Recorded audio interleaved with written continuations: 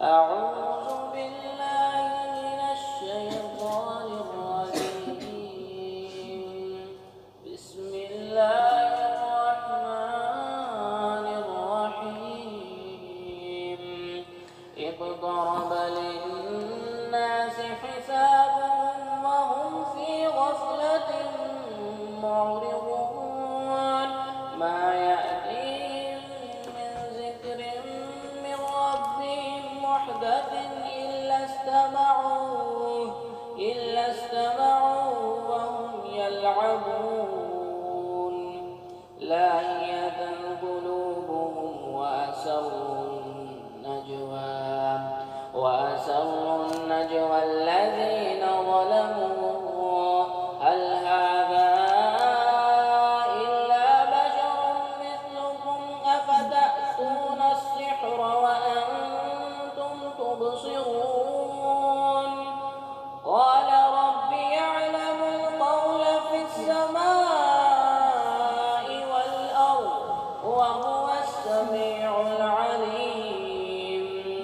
بل قالوا أضغاث أحلام بل افتراه بل هو شاعر فليأتنا بآية كما أرسل الأولون.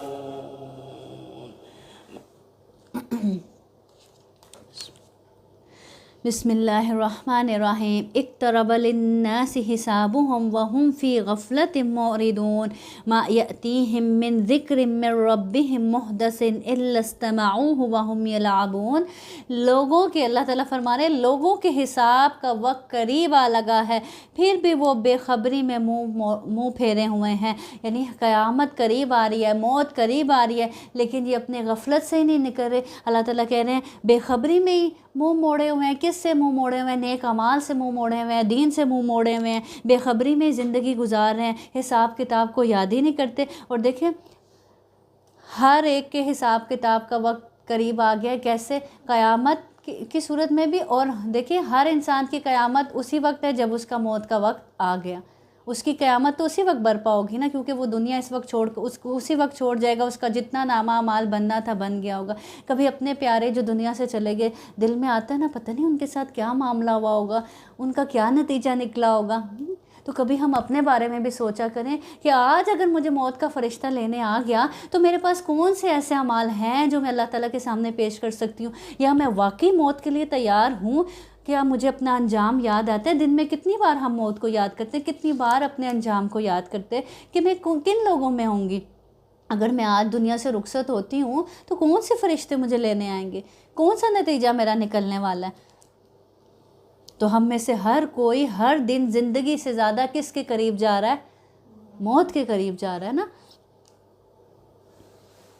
تو اللہ تعالیٰ یہاں شکوہ کریں کہ لوگوں کے حساب کتاب کا وقت قریب آ لگا ہے، پھر بھی وہ بے خبری میں، پھر بھی وہ ہوش نہیں کر رہے، پھر بھی وہ غفلت میں ہی پڑے ہوئے ہیں. ان کے پاس ان کے رب کی طرف سے جو بھی نئی نئی نصیحتیں آتی ہیں اس میں وہ کھیل کود میں ہی ہنستے رہتے ہیں. یعنی اللہ تعالیٰ کہہ رہے ہیں کوئی بھی نصیحت آتی ہے ان کے پاس قرآن کی صورت میں تو یہ کیا کرتے ہیں؟ اس کو مذاق میں، ہنسی مذاق میں اڑا دیتے ہیں. ان کے دل بالکل غافل ہیں، اللہ تعالیٰ کے لیے بالکل غافل ہیں. اور ان ظالموں نے چپکے چپکے سرگوشیاں کی. وہ تم ہی جیسا انسان ہے، پھر کیا وجہ ہے جو تم آنکھوں دیکھتے جادو میں آ جاتے ہو. پیغمبر نے کہا میرا پروردگار ہر اس بات کو جو زمین و آسمان میں ہے بخوبی جانتا ہے، وہ بہت ہی سننے والا اور جاننے والا ہے. اتنا ہی نہیں بلکہ یہ تو کہتے ہیں کہ یہ قرآن پراگندہ خوابوں کا نعوذ باللہ کیا ہے؟ مجموعہ ہے، بلکہ اس نے از خود اسے گھڑ لیا ہے، بلکہ یہ شاعر ہے. یعنی اپنی بھی کوئی ایک بات نہیں تھی، کبھی کہتے تھے گھڑ لی ہے، کبھی کہتے تھے پراگندہ خوابوں کا نتیجہ ہے، کبھی کہتے تھے یہ شاعر ہے، اور کبھی جادوگر بتاتے تھے. ورنہ ہمارے سامنے یہ کوئی ایسی نشانی لاتے جیسے کہ اگلے پیغمبر بھیجے گئے. ان سے پہلے جتنی بستیاں ہم نے اجاڑی سب ایمان سے خالی تھیں، تو کیا اب یہ ایمان لائیں گے؟ تجھ سے پہلے بھی جتنے پیغمبر ہم نے بھیجے سبھی مرد تھے جن کی طرف ہم وحی اتارتے تھے. پھر ہم تم اہل کتاب سے پوچھ لو، اگر خود تمہیں علم نہ ہو، ہم نے ان کے ایسے جسم نہیں بنائے تھے کہ وہ کھانا نہ کھائیں اور نہ وہ ہمیشہ رہنے والے تھے، پھر ہم نے ان سے کیے ہوئے وہ سب وعدے سچے کیے، انہیں اور جن جن کو ہم نے چاہا نجات عطا فرمائی اور حد سے نکل جانے والوں کو غارت کر دیا۔ لقد انزلنا الیکم کتابا فیہ ذکرکم افلا تعقلون۔ اللہ تعالیٰ کہہ رہے ہیں یقیناً ہم نے تمہاری جانب کتاب نازل فرمائی ہے جس میں تمہارا ہی ذکر ہے، کیا پھر بھی تم عقل نہیں رکھتے؟ اللہ تعالیٰ کہہ رہے ہیں اس کتاب میں تمہارا اپنا ہی ذکر ہے، تمہارے لیے ہی رہنمائی اس میں بھیجی گئی ہے، پھر بھی تم عقل نہیں رکھتے، پھر بھی غور و فکر نہیں کرتے۔ آج کسی اخبار یا دنیاوی کسی کتاب میں کسی کا نام آ جائے، کسی کا ذکر آ جائے تو وہ خوشی سے پھولے نہیں سماتا، ساری دنیا کو دکھاتا پھرتا ہے کہ دیکھو فلاں میگزین میں، فلاں اخبار میں، فلاں چیز میں، اگر کسی اچھی اس میں آیا ہو نام تو دکھاتا پھرتا ہے۔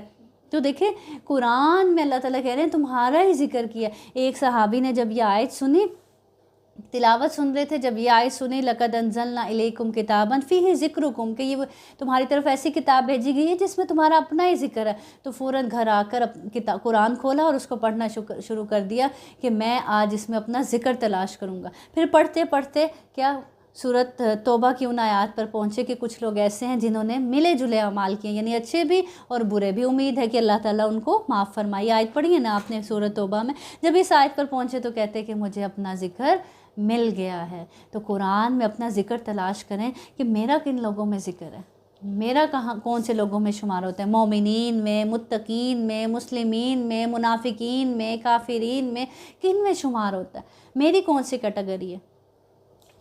اور بہت سی بستیاں ہم نے تباہ کر دی جو ظالم تھی، اور ان کے بعد ہم نے دوسری قوموں کو پیدا کر دیا۔ اور دوسری بات یہ کہ دیکھیں اس میں تمہارا ہی ذکر ہے، تمہاری زندگی کے معاملات ہیں، تم نے زندگی کیسے گزارنی ہے، کہاں کہاں تمہیں مشکل آ سکتی ہیں اور ان مشکلوں سے نکلنے کا کیسے حل ہے، وہ سب اسی کتاب میں اللہ تعالیٰ نے بتا دیا۔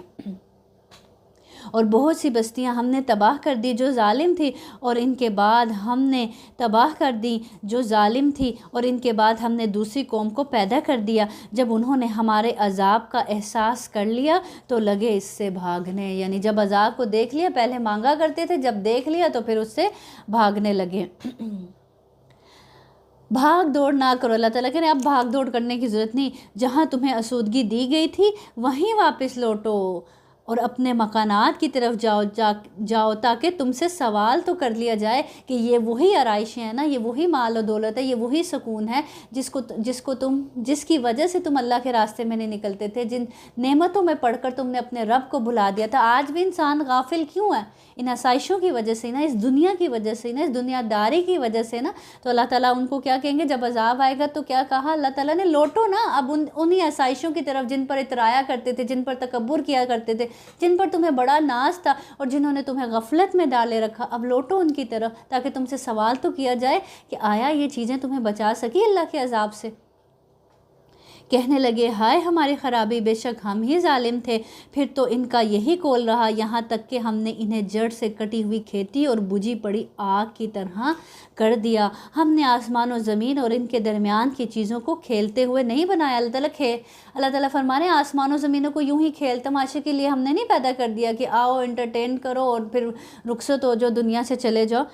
اگر ہم یوں ہی کھیل تماشے کا ارادہ کرتے تو اسے اپنے پاس ہی بنا لیتے، اگر ہم کرنے کا ارادہ کرتے، ہم کرنے والے ہوتے، یعنی ایسا، بلکہ ہم سچ کو جھوٹ پر پھینک مارتے ہیں، پس سچ جھوٹ کا سر توڑ دیتا ہے اور وہ اسی وقت نابود ہو جاتا ہے، یعنی حق باطل کو لے جایا کرتا ہے۔ تم جو باتیں بناتے ہو وہ تمہارے لیے باعث خرابی ہیں، یعنی اللہ اور اس کے دین کے متعلق جو بھی باتیں بناتے ہو اس میں تمہارے لیے پھر کیا ہے؟ خرابی ہی ہے۔ آسمانوں اور زمین میں جو ہے اسی اللہ کا ہے، اس کے پاس ہیں، اور جو اس کے پاس ہیں کون؟ یعنی فرشتے، وہ اس کی عبادت سے نہ سرکشی کرتے ہیں اور نہ تھکتے ہیں۔ یعنی اللہ کو تو تمہاری عبادت کی ضرورت نہیں، اللہ کے لیے تو فرشتے کافی ہیں، لیکن اگر تم اللہ کے بن جاؤ گے، تم اس کی عبادت کرو گے تو اس میں تمہارا ہی فائدہ ہے۔ وہ دن رات تسبیح بیان کرتے ہیں، کون؟ فرشتے، اور ذرا سی بھی سستی نہیں کرتے اپنے رب کی یاد میں، اپنے رب کے ذکر میں۔ کیا ان لوگوں نے زمین کی مخلوقات میں سے جنہیں معبود بنا رکھا ہے وہ زندہ کر دیتے ہیں؟ اگر آسمان و زمین میں سوائے اللہ کے اور بھی معبود ہوتے تو یہ دونوں درہم برہم ہو جاتے، یعنی البتہ پھر کیا ہوتا، پھر فساد برپا ہو جاتا۔ بس اللہ تعالیٰ عرش کا رب ہے، رب ہر اس وصف سے پاک ہے جو یہ مشرک بیان کرتے ہیں۔ ایک اگر دو رب ہوتے تو کیا ایک کہتا ہے اس وقت نہیں سورج نکلنا ہے، اس وقت نکلنا ہے، تو آپس کے اختلاف کی وجہ سے کیا ہوتا، زمین پہ تو فساد برپا ہو جاتا ہے۔ یہ ایک ہی رب ہے جو یہ نظام چلا رہا ہے، اسی لیے یہ برقرار ہے اور فساد نہیں ہے اس میں، اور اپنے کاموں کے لیے کسی کے آگے جواب دہ نہیں ہے۔ کون؟ اللہ، اور سب اس کے آگے جواب دہ ہیں، وہ کسی کے آگے جواب دہ نہیں، سب اس کے آگے جواب دہ ہیں۔ کیا ان لوگوں نے اللہ کے سوا اور معبود بنا رکھے ہیں؟ ان سے کہہ دو لاؤ اپنی دلیل پیش کرو، یہ ہے میرے ساتھ والوں کی کتاب اور مجھ سے اگلوں کی دلیل، یعنی یہ قرآن ہے اور یہ دوسری آسمانی کتابیں۔ بات یہ ہے کہ ان میں کے اکثر لوگ حق کو نہیں جانتے، اسی وجہ سے منہ موڑے ہوئے ہیں۔ اللہ تعالیٰ کہہ رہے ہیں حق کو پہچانتے نہیں، جانتے نہیں، اسی لیے حق سے منہ موڑے ہوئے ہیں۔ تو ایسے لوگ جو حق سے اعراض کریں، جیسے ابھی آپ پہلے بھی بات کر رہے تھے کہ لوگ آگے سے ایسے کہتے ہیں ایسے کہتے ہیں، بہترین حل ہے ان کو کہیں آئیں قرآن سنیں۔ قرآن انسان کی خود ہی اصلاح کر دیتا ہے۔ جو انسان ایسے بولتا ہے نا یہ نہیں ٹھیک یہ نہیں غلط اور بحث کرتا ہے، اس سے بحث کرنے کی بجائے اس کے ہاتھ میں قرآن تھما دے، اس کو آؤ قرآن سنو، قرآن سنتے ہیں، قرآن پڑھتے ہیں مل کے، اور قرآن خود ہی اس کی اصلاح کر دے گا۔ وہ جو ساری باتیں ہیں نا ان کے خود ہی جواب اس کو قرآن سے مل جائیں گے۔ تو اس سے پہلے بھی جو رسول ہم نے بھیجا اس کی طرف یہی وہی نازل فرمائے کہ میرے سوا کوئی معبود برحق نہیں، بس تم میری ہی عبادت کرو۔ مشرک لوگ کہتے ہیں کہ رحمان اولاد والا ہے، غلط ہے، اس کی بات پاک ہے، بلکہ وہ سب اس کے باعزت بندے ہیں، کسی بات میں اللہ پر پیش دستی نہیں کرتے، یعنی کون؟ فرشتے، بلکہ اس کے فرمان پر کاربند ہیں اور ان کے آگے پیچھے کی تمام امور سے واقف ہے۔ وہ کسی کی بھی سفارش نہیں کرتے بجز ان کے جن سے اللہ خوش ہو، وہ تو خود ہیبت الہی سے لرزہ و ترسا ہیں۔ ان میں سے اگر کوئی بھی کہہ دے کہ اللہ کے سوا میں لائق عبادت ہوں تو ہم اسے دوزخ کی سزا دیں گے، یعنی فرشتوں میں سے اگر کوئی کہہ دے کہ میں لائق عبادت ہوں تو اللہ تعالیٰ کیا کہہ رہے ہیں، ہم پھر اس کو بھی دوزخ کی سزا دیں گے۔ ہم ظالموں کو اسی طرح سزا دیتے ہیں۔ کیا کافر لوگوں نے یہ نہیں دیکھا کہ آسمان و زمین باہم ملے جلے تھے، پھر ہم نے انہیں جدا کیا؟ اب وہ مشرکین کیا کہتے تھے کہ فرشتوں کو اللہ کی بیٹیاں قرار دیتے تھے اور اللہ کا معبود قرار دیتے تھے، اسی لیے اللہ رب العزت بتا رہے ہیں کہ وہ تو اللہ ہی کی عبادت کرتے ہیں، اور وہ اللہ کی عبادت کرنے میں ان کو کوئی عار محسوس نہیں ہوتا، وہ تو دن رات اس کی تسبیحاں بیان کرتے ہیں۔ کیا کافر لوگوں نے یہ نہیں دیکھا کہ آسمان و زمین باہم ملے جلے تھے، پھر ہم نے انہیں جدا کیا اور ہر زندہ چیز کو ہم نے پانی سے پیدا کیا؟ کیا یہ لوگ پھر بھی ایمان نہیں لاتے کہ دیکھتے نہیں، غور نہیں کرتے کہ کیسے پانی سے اللہ رب العزت نے ہر جاندار چیز کو پیدا کیا؟ انسان بھی کیسے ایک پانی کے نطفے سے پیدا ہوا ہے نا۔ تو اللہ تعالیٰ کہنا ہے کتنی غور کرنے والی بات ہے نا، کہ دیکھو تو کہ کس طرح اللہ رب العزت نے یہ پیدا کیا، ایک ہر جاندار کو پانی کے قطرے سے پیدا کیا، اس کے باوجود یہ ایمان نہیں لاتے، اپنے رب کو نہیں پہچانتے۔ اور ہم نے زمین میں پہاڑ بنا دیے تاکہ وہ مخلوق کو ہلا نہ سکے، اور ہم نے اس میں کشادہ راہیں بنا دی تاکہ وہ راستہ حاصل کرے، یعنی زمین میں پہاڑوں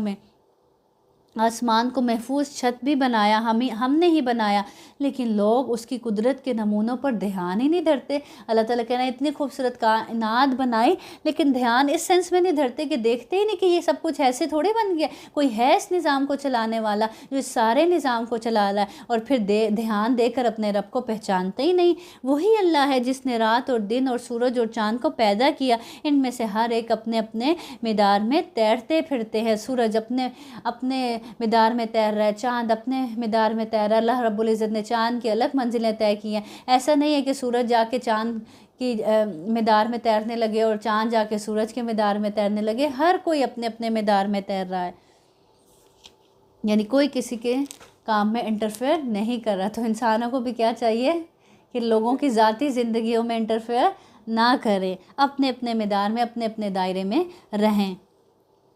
ہاں جہاں دین کی بات آئے وہاں ایک دوسرے کی ضرور اصلاح کریں۔ آپ سے پہلے کسی انسان کو بھی ہم نے ہمیشگی، آج دیکھیں آسمان پر فساد کیوں نہیں ہے؟ اسی لیے نہیں ہے نا کہ وہ اپنے اپنے مدار میں تیر ہیں، کوئی کسی کے کام میں انٹرفیئر نہیں کر رہا، جو اللہ تعالیٰ نے جس کی جو حدود رکھی ہے وہ اسی کے اندر ہے۔ انسان آج زمین پر فساد کس لیے کہ ہر انسان اپنے مدار کو چھوڑ کر دوسرے کے اندر جھانکنے کی کوشش کر رہا ہے، اس کو پکڑ رہا ہے، اس کی ٹانگیں کھینچنے کی کوشش کر رہا ہے، اس کی زندگی میں انٹرفیئر کرنے کی کوشش کر رہا ہے، اس لیے فساد برپا۔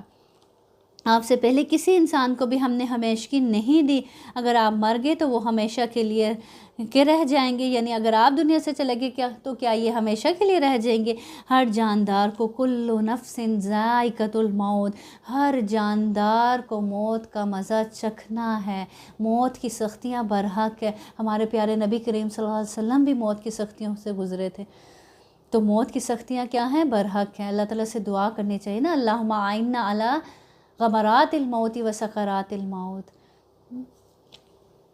تو اللہ تعالیٰ کہہ رہے ہیں ہر جاندار کو مرنا تو ہے، موت تو آنی ہے، ہم بطریق امتحان تم میں سے ہر ایک کو برائی بھلائی میں مبتلا کرتے ہیں اور تم سب ہماری ہی طرف لوٹائے جاؤ گے، یعنی ہر دن انسان کا امتحان ہو رہا ہے، اور وہ ایک کے بعد ایک امتحان پار کرتے کرتے کس کے قریب جا رہا ہے؟ موت کے قریب جا رہا ہے۔ اور پھر اللہ تعالیٰ کہہ رہے ہیں امتحان بھی کیسے؟ تم میں سے ہر ایک کو برائی اور بھلائی میں مبتلا کر کے لیتے ہیں۔ ایک دن غم ہے تو اگلے دن خوشی ہے، کچھ وقت غم کے گزرتا ہے پھر اللہ تعالیٰ کوئی خوشی عطا کر دیتا ہے، پھر کچھ وقت خوشیوں کا گزرتا ہے پھر اللہ تعالیٰ اس میں کوئی نہ کوئی آزمائش لے آتے ہیں، کوئی نہ کوئی تکلیف پہنچا دیتے ہیں۔ تو یہ کیا ہے؟ وہ خوشی کا وقت بھی کیا تھا؟ آزمائش تھا، اور جو برا وقت آیا وہ بھی کیا ہے؟ وہ تکلیف کا وقت بھی کیا تھا؟ آزمائش تھا۔ اب اللہ تعالیٰ اس وقت میں دیکھتے یہ ہے کہ میرے بندے کا رد عمل کیا تھا، کیا خوشی والے حالات میں بھی وہ اللہ سے جڑا رہا اور شکر ادا کرتا رہا، اور جب تکلیف پہنچی تب بھی اپنے رب سے جڑا رہا، اس راستے میں استقامت اختیار کی اس نے۔ تو اللہ تعالیٰ کہہ رہے ہیں یوں ہی یہ سسٹم چلتے چلتے تم کس کے قریب جا رہے ہو؟ موت کے قریب جا رہے ہو۔ آپ سے سے پوچھا گیا کون زیادہ عقل مند ہے، یعنی کون سا شخص جو ہے وہ سب سے زیادہ عقل مند ہے؟ آپ سے سب نے فرمایا جو موت کو زیادہ یاد کرے۔ اور آج کوئی موت کو زیادہ یاد کرے اور اس کو یاد کر کے روئے، ہم کہتے پاگل ہو، ہر وقت ایسی باتیں کرتے رہتے۔ یہی کہا جاتا ہے نا ہمارے ہاں، اس کو بچہ بھی کوئی ایسی بات کرے یا بڑا کوئی ایسی بات کرے تو فوراً سے اس دور کرتے ہیں، جھٹکتے ہیں اس کو کہ چھوڑو ایسی باتیں نہ کیا کرو۔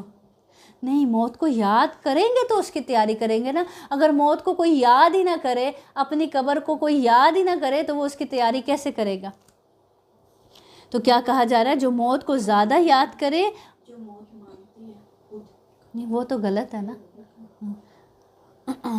جو موت کو یہاں پہ یاد کرنے کی بات کی جا رہی ہے، جیسے بستر پر لیٹیں تو یاد کریں، بالکل بالکل۔ اور دوسروں کو ایموشنل کرنے کے لیے بھی دیکھیں، میری بات سنیں، دوسروں کو ایموشنل کرنے کا بھی بعض اوقات کیا پتہ آپ کو فائدہ ہو جائے۔ آپ یاد کر رہے ہیں، ساتھ جو پاس بیٹھے ہیں ان کو بھی یاد کروا رہے ہیں، تو ہو سکتا ہے وہ پہلے موت کو نہ یاد کرتے ہیں اور آپ کے وہاں اس طرح سے ایموشنل کرنے سے ہو سکتا ہے وہ بھی اپنی موت کو یاد کرنا شروع کر دیں، اور موت کی یاد ہی جو ہے وہ آپ کو گناہوں سے نکال سکتی ہے، موت کی یاد ہی جو ہے آپ کو غفلت سے نکال سکتی ہے۔ پیچھے اس آیت کے سٹارٹ میں ہم نے یہی پڑھا نا کہ اللہ تعالیٰ کہہ رہے ہیں موت کا وقت قریب آ گیا ہے، قیامت کا وقت قریب آ گیا ہے، حساب کتاب کا وقت قریب آ گیا، لیکن یہ غفلت میں ہی پڑے ہوئے ہیں۔ تو غفلت سے نکالنے والی چیز ہی یہ ہے کہ انسان اپنے انجام کو یاد کرے۔ جب بستر پر لیٹے تو سوچے آج اس بستر پر لیٹ رہی ہوں، ایک نہ ایک دن تو وہاں لیٹنا ہی ہے نا، وہاں تو اب موت تو برحق ہے نا۔ اللہ تعالیٰ کہہ رہے ہیں ہر نفس کو اس کا مزہ چکھنا ہی چکھنا، ایک رات تو قبر میں آنی ہے نا، جتنا مرضی یہاں رہ لیں ایک نہ ایک دن تو جانا ہی ہے نا اس کو چھوڑ کر۔ تو جو یاد رکھے گا وہی اس کی تیاری کرے گا نا۔ ہماری استاد کہا کرتی تھی کہ جو آپ کی کبرڈ ہوتی ہے نا، اس میں جب آپ کپڑے ٹانگتے ہیں نا اپنے فینسی کپڑے دوسرے وہ اس میں ایک کفن بھی ٹانگا کریں کہ پتہ ہو، آپ کو یاد رہے کہ ایک دن آپ نے یہ بھی لباس پہننا ہے۔ موت اچھی مانگنی چاہیے کہ بالکل جی، جہاز میں کچھ لوگ مر جاتے ہیں، کچھ پانی کے نیچے چلے جاتے ہیں، کچھ اچھی مانگنی چاہیے اللہ تعالیٰ سے، اور یہ بھی مانگنا چاہیے کہ اللہ تعالیٰ ایسے فرشتے لینے ہیں جو نیک روحوں کو لینے آتے ہیں، اور قبر کو روشن کرنا ہماری، یہ سب دعائیں مانگنی چاہیے۔ اور پھر سب سے بڑی چیز جو یہ مانگنی چاہیے کہ اللہ تعالیٰ ہمیں ایمان کی حالت میں موت آئے اور ہم اس دنیا سے جب جائیں آپ ہم سے راضی ہوں، اس وقت ہمیں اس دنیا سے لے کے جانا کہ اللہ تعالیٰ وہ اس سینس میں کہتے ہیں کہ اللہ تعالیٰ ہمیں کسی کا محتاج نہ کرے. لیکن موت کے آثار تو اچھے ہیں نا کہ پتہ چلے کہ انسان جا رہا ہے، تاکہ وہ انسان اللہ کا ذکر کر لے. بالکل اچانک موت بھی وہ پھر بعض اوقات غفلت میں ہی آ جاتی ہے. لیکن وہی بات کہ جو اللہ سے جڑا ہوگا اچانک موت بھی اس کے منہ سے کلمہ تو نکلوا ہی دے گی، جس نے کلمے کے مطابق زندگی گزاری ہوگی. تو کیا حدیث ہے؟ آپ سے نے فرمایا، پوچھا گیا کہ عقل مند کون ہے؟ آپ سے نے فرمایا جو موت کو زیادہ یاد کرے اور اس کے بعد کے مراحل کے لیے زیادہ اچھی تیاری کرے، یعنی اس دنیا میں رہتے ہوئے آنے والی زندگی کی زیادہ اچھی تیاری کرے، وہ ہے عقل مند. اور ہم کس کو عقل مند سمجھتے ہیں؟ جو دنیا میں رہتے ہوئے اپنے پیچھے والوں کے لیے بہت دنیا چھوڑ جائے، اس کو عقل مند سمجھتے ہیں. یہ منکرین تجھے جب بھی دیکھتے ہیں تو تمہارا مذاق ہی اڑاتے ہیں کہ کیا یہی وہ ہے جو تمہارے معبودوں کا ذکر برائی سے کرتا ہے؟ وہ خود ہی رحمان کی یاد کے بالکل ہی منکر ہیں. خلق الانسان من اجل ساریکم آیاتی فلا تستعجلون. اللہ تعالیٰ کہہ رہے ہیں انسان جلد باز مخلوق ہے، میں تمہیں اپنی نشانیاں ابھی دکھاؤں گا، تم مجھ سے جلد بازی نہ کرو. یہ کیا کرتے تھے؟ عذاب کو جلدی مانگتے تھے نا، اور کہتے تھے لے آؤ جس قیامت کی ہمیں دھمکیاں دیتے ہو، جس عذاب کی دھمکیاں دیتے ہو. تو اللہ تعالیٰ کہہ رہے ہیں انسان جلد باز مخلوق ہے. تو اللہ تعالیٰ کہہ رہے ہیں میں تمہیں اپنی نشانیاں ابھی دکھاؤں گا، تم مجھ سے جلد بازی نہ کرو، یعنی جو عذاب مانگتے ہو وہ تمہیں جلد دکھا دیا جائے گا. تو انسان کیسا پیدا کیا گیا ہے؟ جلد باز پیدا کیا گیا. تو اب انسان تو جلد باز پیدا کیا گیا، اب اس کو کیا چاہیے کہ وہ اپنی اس جلد بازی کو کہاں لگائے؟ نیکی کے راستے میں لگائے. لیکن ہم اپنی جلد بازی کو غلط کاموں میں استعمال کرتے ہیں. تو جلد بازی کو اپنی اچھائی کی طرف استعمال کریں، کہ جیسے اللہ تعالیٰ کہتے ہیں فاستبقوا الخیرات، کس کی طرف دوڑو؟ نیکیوں کی طرف دوڑو. جلدی کرنی ہے تو نیک اعمال کی طرف جلدی کرو، جلدی کرنی ہے تو توبہ کی طرف جلدی کرو، جلدی کرنی ہے تو دوسروں سے معافی مانگنے میں جلدی کرو. اسی طرح اللہ سے معافی مانگنے میں جلدی کرو. آپ سے سب نے فرمایا تحمل مزاجی اللہ کی طرف سے ہے اور جلد بازی کس کی طرف سے ہے؟ شیطان کی طرف سے. آپ سے سب نے فرمایا اچھی خصلتیں تحمل سے کام کرنا، میانہ روی اختیار کرنا نبوت کے 24ویں حصے میں سے ہے. تو نرمی اپنے اندر پیدا کرنی ہے اور کیا؟ تحمل مزاجی پیدا کرنی ہے. اور جلد بازی کہاں پیدا کرنی ہے؟ نیکی کے کاموں میں، توبہ کرنے میں، معافی مانگنے میں، اللہ کی طرف دوڑنے میں. کیا نہیں آ رہی؟ دعا کریں اللہ تعالیٰ سے. دیکھیں ہم دعا کرتے ہیں نا، میں آپ کو بتاتی ہوں، دعا کیجئے. آپ دعا کرتے ہیں نا اللہ تعالیٰ مجھے یہ چاہیے، یہ چاہیے، یہ چاہیے، مانگتے ہیں نا اللہ تعالیٰ سے. تو اسی طرح جو کمیاں ہم کوشش کے باوجود اپنے اندر سے نہیں نکال پا رہے ہوتے نا، ان کے لیے بھی ہمیں کیا کرنی چاہیے؟ دعا کرنی چاہیے. سامنے رکھا ہوا ہے والی اللہ نرمی سے بات کرو، نرمی سے پڑے گی تو تھوڑا سا بندے کو ہو جاتا ہے. ہاں جی، کوشش کے ساتھ دعا بہت ضروری ہے. آپ جیسے باقی چیزیں اللہ سے مانگتے ہیں نا، اسی طرح جو اپنے اندر کمیاں اور آپ کوشش کے باوجود نہیں نکال پا رہے، تو جب تک اللہ تعالیٰ کہتے ہیں نا کہ کوئی بھی کام تم اللہ کی توفیق کے بغیر نہیں کر سکتے. پیچھے صبر کے بارے میں بھی گزرا کہ صبر بھی اللہ کی توفیق سے ہی ہوتا ہے. تو پھر وہ توفیق اللہ سے مانگنی چاہیے کہ اللہ تعالیٰ میں نرم بننا چاہتی ہوں، میں اپنے اندر نرمی پیدا کرنا چاہتی ہوں، آپ مجھے نرم بنا دیں. اب پیچھے اللہ تعالیٰ نبی کریم صلی اللہ علیہ وسلم کو بھی یہی فرما رہے ہیں نا کہ اللہ کی رحمت سے آپ نرم دل ہیں ان کے ساتھ. تو یہ اللہ کی رحمت سے ہی ہوتا ہے. اور اس حدیث میں بھی ہے تحمل مزاجی کس کی طرف سے؟ اللہ کی طرف سے. تو اللہ تعالیٰ سے آج اس سوچ سے مانگے کہ اللہ تعالیٰ آپ کے نبی نے فرمایا کہ یہ تحمل مزاجی آپ کی طرف سے ہے، تو اللہ تعالیٰ مجھے بھی یہ نعمت عطا کر دیں، مجھے بھی یہ دولت عطا کر دیں. انشاءاللہ مانگتے رہیں گے، ایک نہ ایک دن اللہ تعالیٰ ضرور عطا کریں گے. اللہ تعالیٰ بن مانگے چیزیں عطا کر دیتے ہیں، پھر اللہ کے راستے میں جو کوشش ہے اس میں اللہ تعالیٰ کیوں نہیں مدد کریں گے؟ ضرور کریں گے. تو ہمیشہ جو چیز نہیں نکل رہی یا جو عادت ہم میں نہیں آ رہی، اچھائی کی عادت ہے یا برائی کی عادت نکالنا چاہتے ہیں، اللہ سے مدد کے بغیر نہیں ہو سکتا. تو اللہ کی مدد دعا کے ذریعے ہمیں ضرور شامل کرنی چاہیے. کہتے ہیں اگر سچے ہو تو بتا دو کہ یہ وعدہ کب ہے۔ کاش یہ کافر جانتے کہ اس وقت نہ تو یہ کافر آگ کو اپنے چہروں سے ہٹا سکیں گے۔ اس وعدے کو بار بار پکارتے ہیں تو اللہ تعالیٰ کہہ رہے ہیں کہ کاش یہ جانتے ہوتے کہ جب وہ وعدہ آ جائے گا تو پھر نہ آگ کو اپنے چہروں سے ہٹا سکیں گے اور نہ اپنی پیٹھوں سے اس آگ کو ہٹا سکیں گے اور نہ ہی پھر ان کی مدد کی جائے گی۔ ہاں وعدے کی گھڑی اس کے پاس اچانک آ جائے گی اور انہیں ہکا بکا کر دے گی، پھر نہ تو یہ لوگ اسے ٹال سکیں گے اور نہ ذرا سی بھی مہلت دیے جائیں گے۔ اور تجھ سے پہلے رسولوں کے ساتھ بھی ہنسی مذاق کیا گیا، بس ہنسی کرنے والوں کو ہی اس چیز سے گھیر لیا جس کی وہ ہنسی اڑاتے تھے۔ ان سے پوچھئے کہ رحمان سے دن اور رات تمہاری حفاظت کون کر سکتا ہے؟ کون کر سکتا ہے؟ اگر رحمان ہی تمہیں عذاب دینے کا یا تمہیں سزا دینے کا ارادہ کر لے تو تمہاری کون حفاظت کرے گا اگر اللہ ہی تمہیں نقصان پہنچانے کا ارادہ کر لے؟ بات یہ ہے کہ یہ لوگ اپنے رب کے ذکر سے پھرے ہوئے ہیں۔ کیا ہمارے سوا ان کے اور معبود ہیں؟ غفلت کی سب سے بڑی وجہ بھی یہی ہوتی ہے، اللہ سے دوری، اللہ کی یاد سے دوری، اللہ کے ذکر سے دوری، اللہ کی کتاب سے دوری۔ تو جو اللہ کے ذکر سے دور ہو جاتا ہے اس سے پھر جاتا ہے، پھر اس کا دل غافل ہو جاتا ہے اور غافل ہوتے ہوتے سخت ہو جاتا ہے۔ پھر اس پر کچھ ایسے لوگ ہوتے ہیں نا، آپ ان کو کچھ بھی بتا لیں ان کے دل پہ کوئی بات اثر ہی نہیں کرتی۔ وہ کیوں؟ ان کے دل غافل ہو گئے ہیں، سخت ہو گئے ہیں۔ ہم تو دلوں کو نرم کرنے والی چیز کیا ہے؟ اللہ کا ذکر ہے، اللہ سے معافی ہے، استغفار ہے۔ کیا ہمارے سوا ان کے اور معبود ہیں جو انہیں مصیبتوں سے بچا لیں؟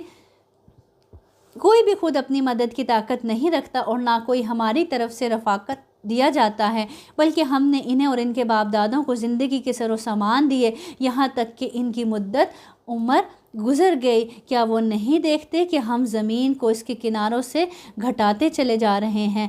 اب کیا وہی غالب ہیں؟ یعنی ایک شکل گھٹانے کی کیا کہ لوگ مسلمان ہو رہے ہیں اور عرب میں اسلام پھیل رہا تھا اور زمین اس لحاظ سے ان پر تنگ ہو رہی تھی، اور دوسری سینس میں کیا کہ زمین کیا ہو رہی ہے؟ شلنگ ہو رہی ہے۔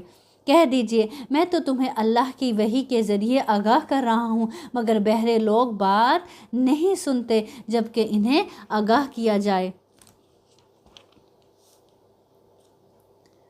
اگر انہیں تیرے رب کے کسی عذاب کا جھونکا بھی لگ جائے تو پکار اٹھیں گے کہ ہائے ہماری بدبختی، یقیناً ہم ہی گناہ گار تھے۔ قیامت کے دن ہم درمیان میں لا رکھیں گے ٹھیک ٹھیک تولنے والے ترازو کو، پھر کسی پر کچھ ظلم نہ کیا جائے گا، اور اگر ایک رائی کے دانے کے برابر بھی عمل ہوگا اسے بھی لا حاضر کریں گے۔ اللہ تعالیٰ ظلم کرنے والا نہیں۔ اگر کسی نے رائے کے برابر بھی کوئی نیکی کی ہوگی تو اس کو بھی لایا جائے گا، اور کوئی برائی کی ہوگی اس کو بھی لایا جائے گا، اور ہم کافی ہیں حساب کرنے والے۔ کیسی ہوگی وہ قیامت کے جس دن ترازو رکھے جائیں گے، نامہ اعمال تولے جائیں گے اور ہر انسان اپنے گناہوں میں ڈوبا ہوا ہوگا۔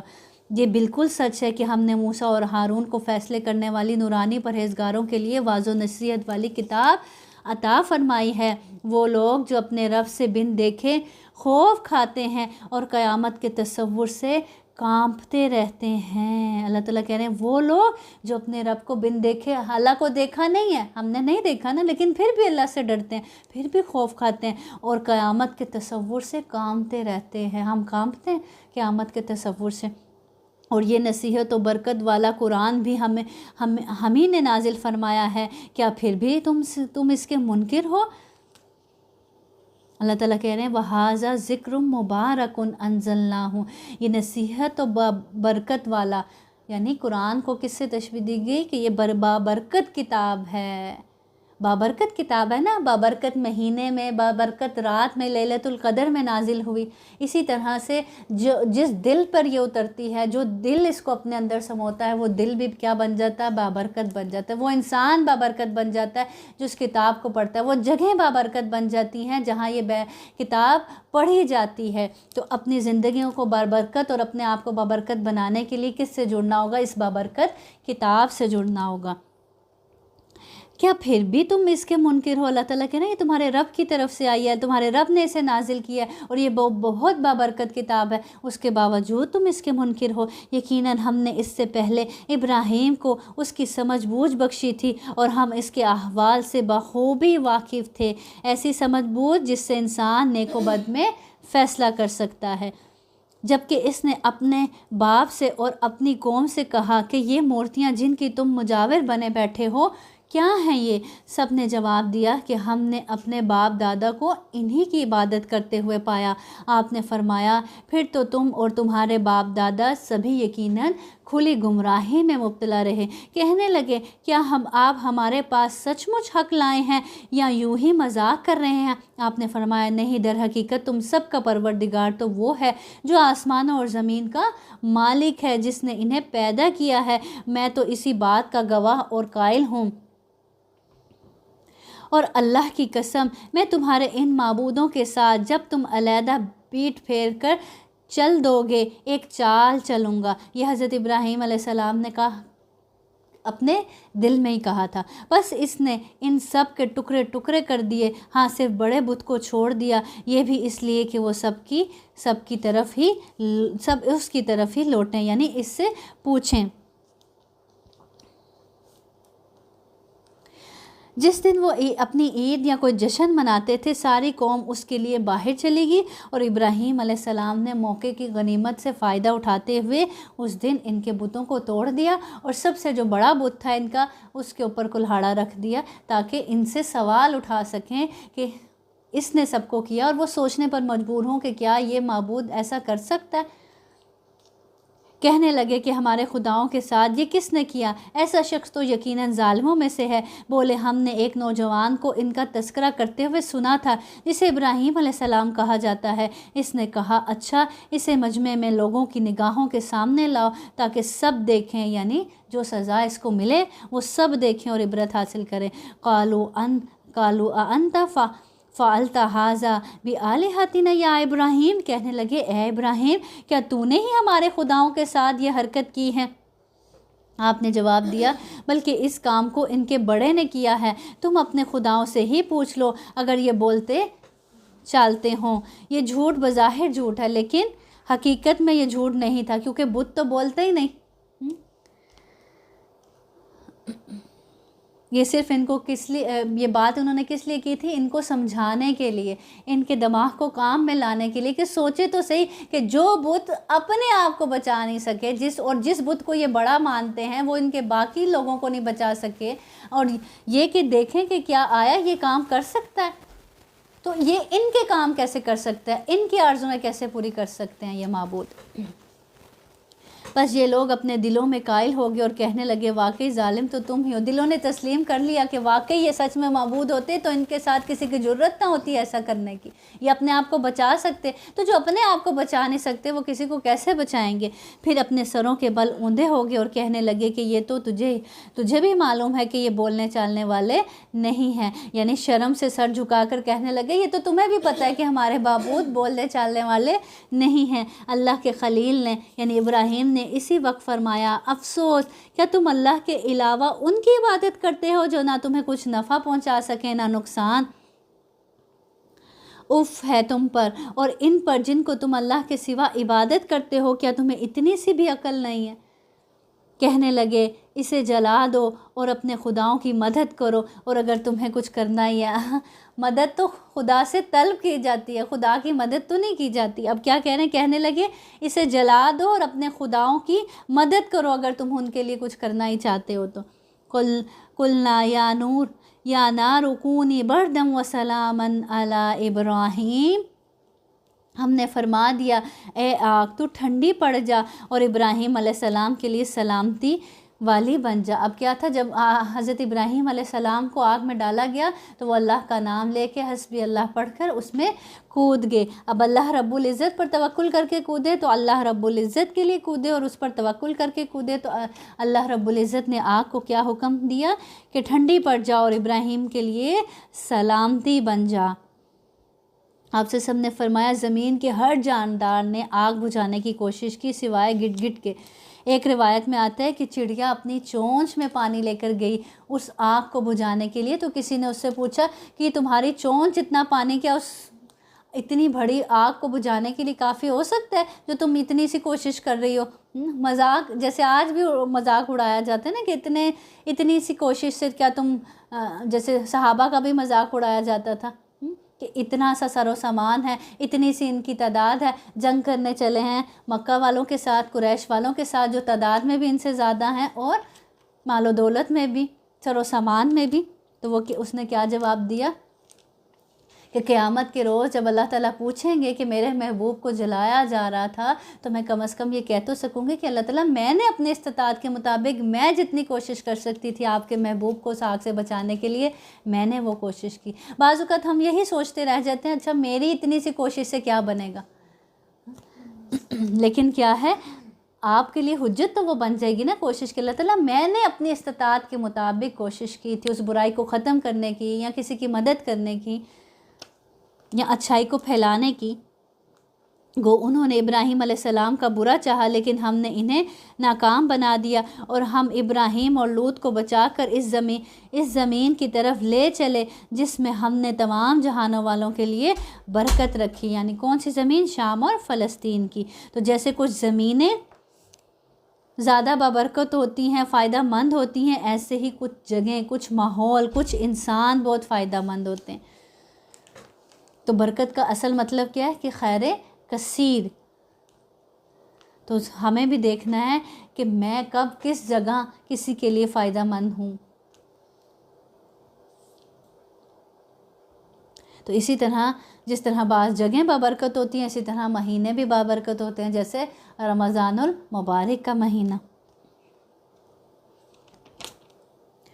اور ہم نے اسے اسحاق عطا فرمایا اور یعقوب اس پر مزید، اور ہر ایک کو ہم نے صالح بنایا، اور ہم نے انہیں پیشوا بنا دیا کہ ہمارے حکم سے لوگوں کی راہبری کریں، اور ہم نے ان کی طرف نیک کاموں کے کرنے اور نمازوں کے قائم رکھنے اور زکوٰۃ دینے کی وہی تلقین کی اور وہ سب کے سب ہمارے عبادت گزار بندے تھے۔ ہم نے لوط علیہ السلام کو بھی حکم اور علم دیا اور اسے اس بستی سے نجات دی جہاں کے لوگ گندے کاموں میں مبتلا تھے اور تھے بھی وہ بدترین گناہ گار، اور ہم نے لوط علیہ السلام کو اپنی رحمت میں داخل کر لیا، بے شک وہ نیکوکار لوگوں میں سے تھے۔ نوح کے اس وقت کو یاد کیجئے جبکہ اس نے اس سے پہلے دعا کی کہ ہم نے اس کی دعا قبول فرمائی اور اسے اور اس کے گھر والوں کو بڑے کرب سے نجات دی، اور جو لوگ ہماری آیتوں کو جھٹلا رہے تھے ان کے مقابلے میں ہم نے اس کی مدد کی، یقیناً وہ برے لوگ تھے، پس ہم نے ان سب کو ڈبو دیا۔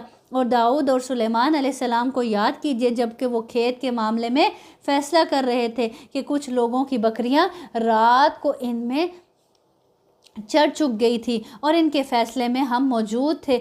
ہم نے اس کا صحیح فیصلہ سلیمان کو سمجھا دیا۔ ہاں ایک کو ہم نے حکم و علم دے رکھا تھا اور داؤد کے تابع ہم نے پہاڑ کر دیے تھے جو تسبیح کرتے تھے، اور پرند بھی ہم کرنے والے ہی تھے۔ اب کیا تھا؟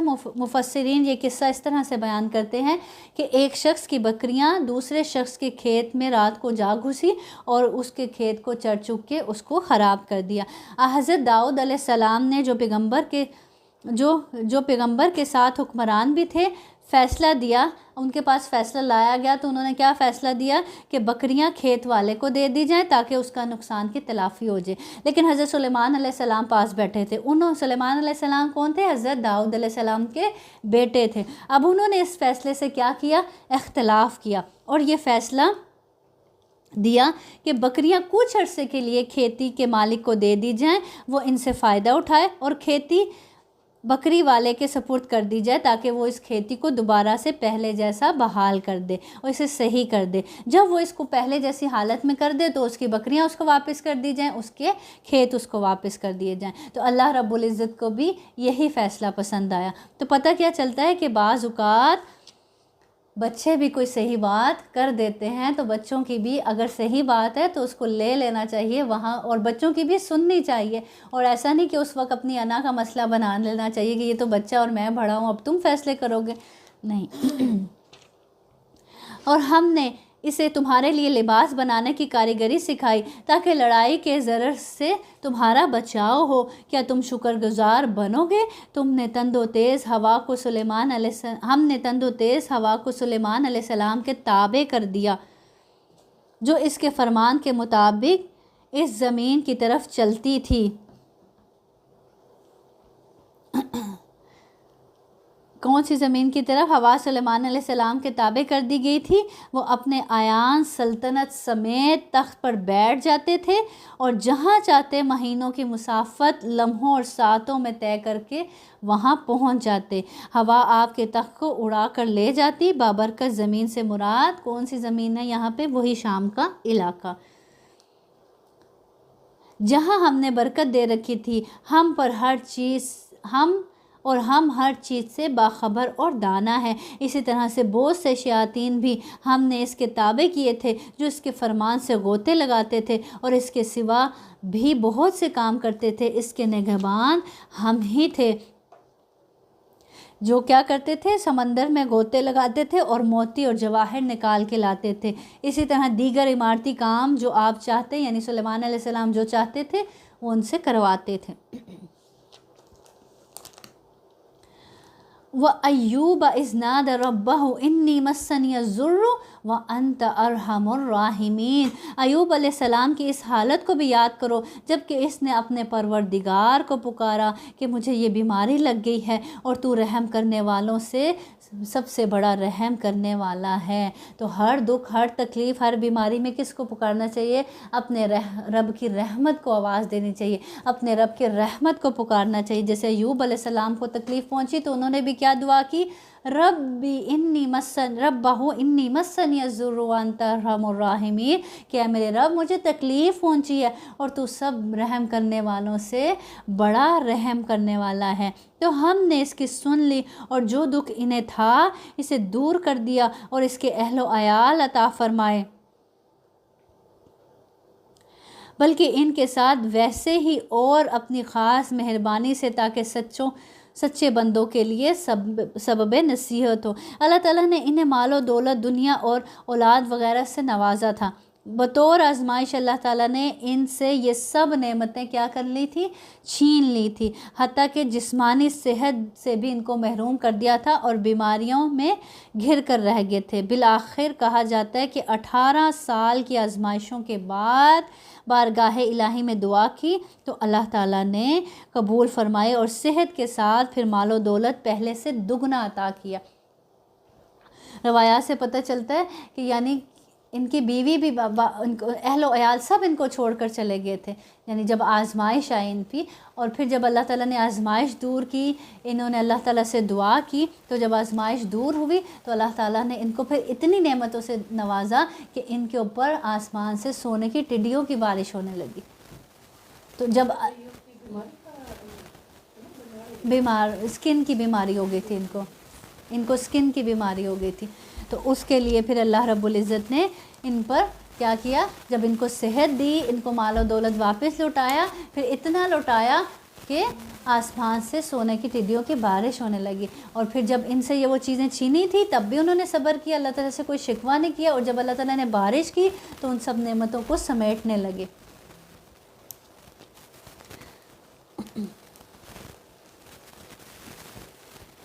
تو کیا پتہ چلتا ہے کہ جب اللہ تعالیٰ آزمائیں تو صبر کرے، اللہ ہی سے مدد مانگے، اور پھر جب اللہ تعالیٰ نوازے تو پھر ان نعمتوں کو حاصل بھی کریں اور اللہ تعالیٰ کا شکر بھی بجا لائیں، جیسے حضرت ایوب علیہ السلام نے کیا۔ اور اسماعیل اور ادریس اور ذوالکفل علیہم السلام یہ سب صابر لوگ تھے، ہم نے انہیں اپنی رحمت میں داخل کر لیا، یہ سب لوگ نیک تھے۔ مچھلی والے حضرت یونس کو یاد کرو، جب کہ وہ غصے سے چل دیا اور خیال کیا کہ ہم اسے نہ پکڑ سکیں گے، بالآخر وہ اندھیروں کے اندر سے پکار اٹھا، الہی تیرے سوا کوئی معبود نہیں، تو پاک ہے، بے شک میں ظالموں میں ہو گیا۔ کیا پکارا تھا انہوں نے؟ لا الہ الا انت سبحانک انی کنت من الظالمین۔ جب وہ اپنی قوم کو چھوڑ کر نکل گئے تھے اور کشتی میں سوار ہوئے، اور پھر کشتی میں کیا ہوا؟ کشتی ڈولنے لگی، اور پھر اللہ نے کیا کہا کہ قرآن اندازی کی جائے، کسی ایک کو نکلنا پڑے گا، کسی ایک کی جان جائے گی تاکہ سب کی جان بچ جائے۔ اب قرآن اندازی کی گئی تو حضرت یونس علیہ السلام کا نام لکھا، سب نے کہا یہ بھلے انسان ہیں، ان کو رہنے دیا جائے، پھر قرآن ڈالا گیا، پھر ان کا ہی نام نکلا، پھر تیسری بار بھی ان کا ہی نام نکلا، تو پھر آخر کار ان کو پھینک دیا گیا سمندر میں، اور جب سمندر میں پھینکا گیا تو ایک مچھلی ان کو نگل گئی ثابت، اور اس مچھلی کے پیٹ میں سمندر کا اندھیرا، پھر اس مچھلی کے پیٹ کا اندھیرا، تو وہاں کیا دعا کی، لا الہ الا انت سبحانک انی کنت من الظالمین، کہ اللہ تعالیٰ میں ہی گناہ گار ہوں، آپ پاک ہیں، میں نے ہی اپنی جان پر ظلم کیا گناہ کر کے۔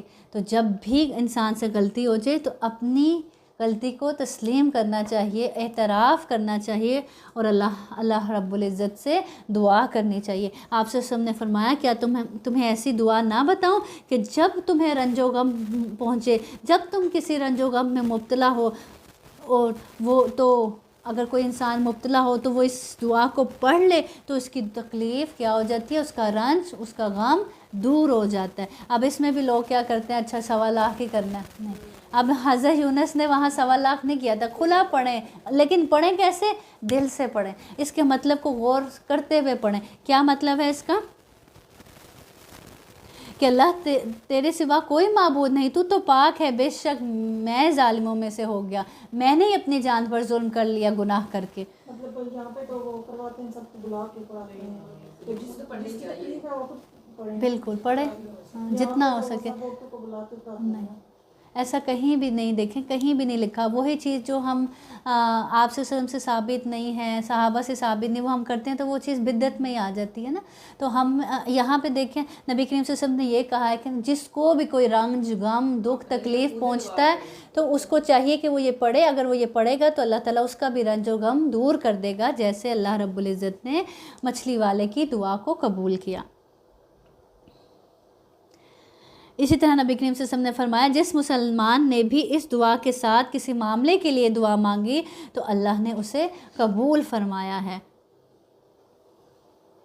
تو انسان کی پکڑ کس لیے ہوتی ہے، اپنی غلطیوں کی وجہ سے ہوتی ہے نا، تو کسی بھی تکلیف میں انسان کو پھر اپنی غلطی کو یاد کر کے اللہ سے معافی مانگنی چاہیے۔ قوم کو نہیں چھوڑنا چاہیے گا، جی، قوم کو نہیں چھوڑنا چاہیے گا۔ حضرت یونس علیہ السلام جو تھے ان سے کیا غلطی ہوئی تھی کہ وہ اللہ تعالیٰ کے حکم آنے سے پہلے ہی قوم کو چھوڑ آئے تھے، ابھی اللہ تعالیٰ نے حکم ان کو نہیں دیا تھا اور وہ چھوڑ کر نکل آئے تھے، تو اللہ تعالیٰ نے پھر ان کو کہاں مچھلی کے پیٹ میں ڈالا، اور وہاں پھر انہوں نے اللہ تعالیٰ سے توبہ کی، یہ دعا پڑھی، تو اللہ تعالیٰ نے پھر ان کو صحیح سالم وہاں سے مچھلی کے پیٹ سے باہر نکال دیا۔ کوئی سوچ سکتا ہے کہ اندھیرے کوئی مچھلی بھی کسی انسان کو نگل کے اور واپس لا کر سمندر سے باہر صحیح سلامت پھینک دے، تو یہ اللہ رب العزت ہی کرنے والے ہیں۔ تو اس سے کیا پتہ چلتا ہے، جو رب یہ کر سکتا ہے وہ ہر دکھ تکلیف سے آپ کو نکال سکتا ہے، بشرط یہ کہ واقعی اسی اخلاص کے ساتھ پکارے جیسے حضرت یونس علیہ السلام نے پکارا تھا۔ ضروری نہیں 1.25 لاکھ ہی پورا کرنا ہے، ضروری یہ ہے کہ آپ دل سے اس کے مطلب کو غور کرتے ہوئے اللہ تعالیٰ سے یہ دعا مانگیں۔ اللہ تعالیٰ فرماتے تو ہم نے اس کی پکار سن لی اور اسے غم سے نجات دے دی، اور ہم ایمان والوں کو اسی طرح بچا لیتے ہیں۔ اور زکریا علیہ السلام کو یاد کرو جب اس نے اپنے رب سے دعا کی کہ اے میرے پروردگار مجھے تنہا نہ چھوڑ، تو سب سے بہتر وارث ہے۔ پھر آگے زکریا علیہ السلام کی پکار کا ذکر ہے کہ انہوں نے کیا دعا مانگی تھی، رب لا تذرنی فردا وانت خیر الوارثین۔ ہم نے اس کی بھی دعا قبول فرما کے اسے یحییٰ علیہ السلام عطا فرمائے، اور ان کی بیوی کو ان کے لیے درست کر دیا، یعنی بانجھ ہو گئی تھی، درست کر دیا۔ یہ بزرگ لوگ نیک کاموں کی طرف جلدی کرتے تھے اور ہمیں لالچ، طمع اور ڈر خوف سے پکارتے تھے، اور ہمارے سامنے عاجزی کرنے والے تھے۔ یعنی دعا کی قبولیت کے لیے ان چیزوں کا ہونا ضروری ہے، ان چیزوں کا اہتمام ضروری ہے۔ کیا کہ انسان نیکیوں میں جلدی کرنے والا ہو، اللہ کی اطاعت میں جلدی کرنے والا ہو، اور اللہ سے کیسے مانگے، ڈر اور خوف سے اور طمع کے ساتھ، اور اللہ کے سامنے عاجزی کرنے والا ہو۔ تو جو ایسے لوگ ہوتے ہیں ان کی دعائیں پھر جلدی قبول ہوتی ہیں۔ وہ پاک دامن بی بی جس نے اپنی عصمت کی حفاظت کی، ہم نے اس کے اندر اپنی روح سے پھونک دی، خود انہیں اور ان کے لڑکے کو تمام جہان کے لیے نشانی بنا دیا۔ کون؟ یعنی حضرت مریم۔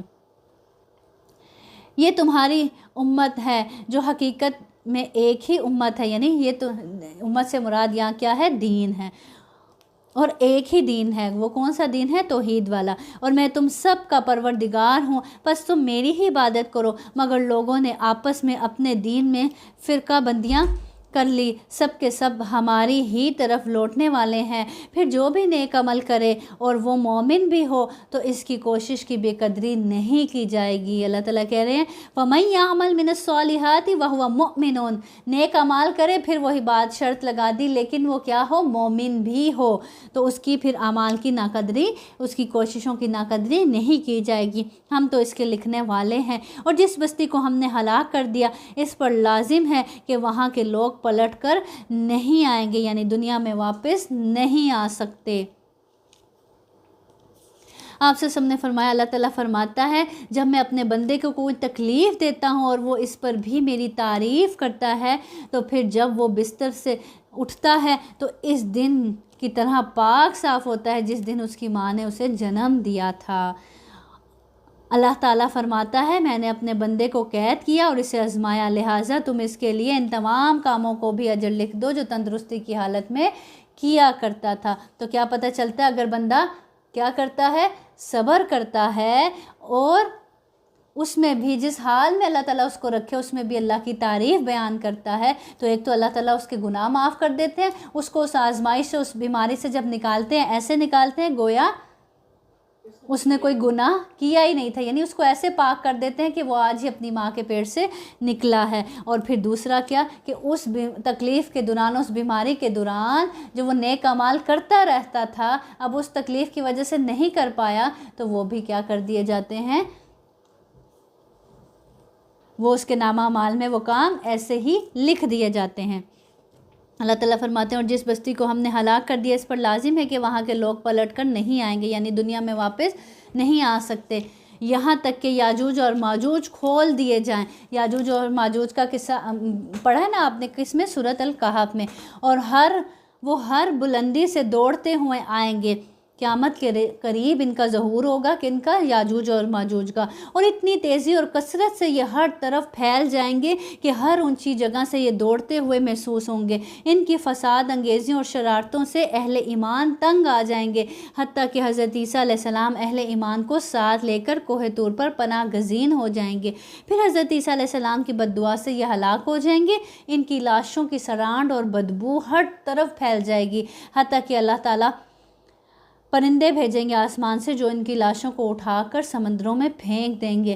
پھر ایک زوردار بارش نازل ہوگی جس سے ساری زمین صاف ہو جائے گی اور سچا وعدہ قریب آ لگے گا۔ اس وقت کافروں کی نگاہیں پھٹی کی پھٹی رہ جائیں گی کہ ہائے افسوس، ہم اس حال سے غافل تھے، بلکہ فی الواقعہ ہم قصوروار تھے۔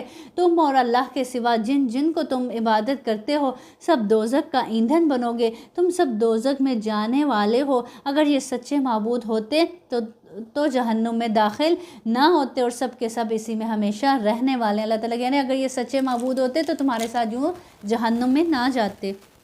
وہ وہاں چلا رہے ہوں گے اور وہ وہاں کچھ بھی نہ سن سکیں گے، البتہ بے شک جن کے لیے ہماری طرف سے نیکی پہلے ہی ٹھہر چکی ہے وہ سب جہنم سے دور ہی رکھے جائیں گے، وہ تو دوزخ کی آہٹ تک نہ سنیں گے اور اپنی من بھاتی چیزوں میں ہمیشہ رہنے والے ہوں گے۔ وہ بڑی گھبراہٹ بھی انہیں غمگین نہ کر سکے گی اور فرشتے انہیں ہاتھوں ہاتھ لیں گے کہ یہی تمہارا وہ دن ہے جس کا تم وعدہ دیے جاتے تھے، جس دن ہم آسمان کو یوں لپیٹ لیں گے جیسے تومار میں اور راگ لپیٹ دیے جاتے ہیں، جیسے کہ ہم نے اول دفعہ پیدائش کی تھی، یعنی اتنے بڑے آسمان کیسے لپیٹ دیے جائیں گے، اسی طرح دوبارہ کریں گے۔ یہ ہمارے ذمہ وعدہ ہے اور ہم اسے ضرور کر کے رہیں گے۔ ہم زبور میں پند و نصیحت کے بعد یہ لکھ چکے ہیں کہ زمین کے وارث میرے نیک بندے ہی ہوں گے۔ عبادت گزار بندوں کے لیے تو اس میں ایک بڑا پیغام ہے اور ہم نے آپ کو تمام جہانوں والوں کے لیے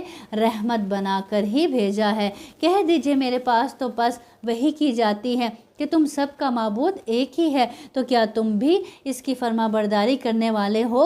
پھر اگر یہ منہ موڑ لیں تو کہہ دیجئے کہ میں نے تمہیں یکساں طور پر خبردار کر دیا مجھے علم نہیں کہ جس کا وعدہ تم سے کیا جا رہا ہے وہ قریب ہے یا دور، یعنی قیامت یا مسلمانوں کا غلبہ۔ البتہ اللہ تعالیٰ تو کھلی اور ظاہر بات کو بھی جانتا ہے، اور جو تم چھپاتے ہو اللہ تو اس کو بھی جانتا ہے، مجھے اس کا بھی علم نہیں۔ ممکن ہے یہ تمہاری آزمائش ہو اور ایک مقررہ وقت تک کا فائدہ پہنچانا ہے۔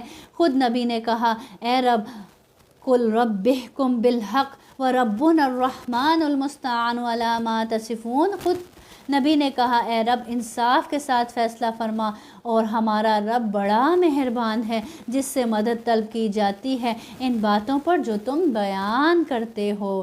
تو اللہ رب العزت تو بڑا مہربان ہے، تو مدد کس سے طلب کرنی چاہیے؟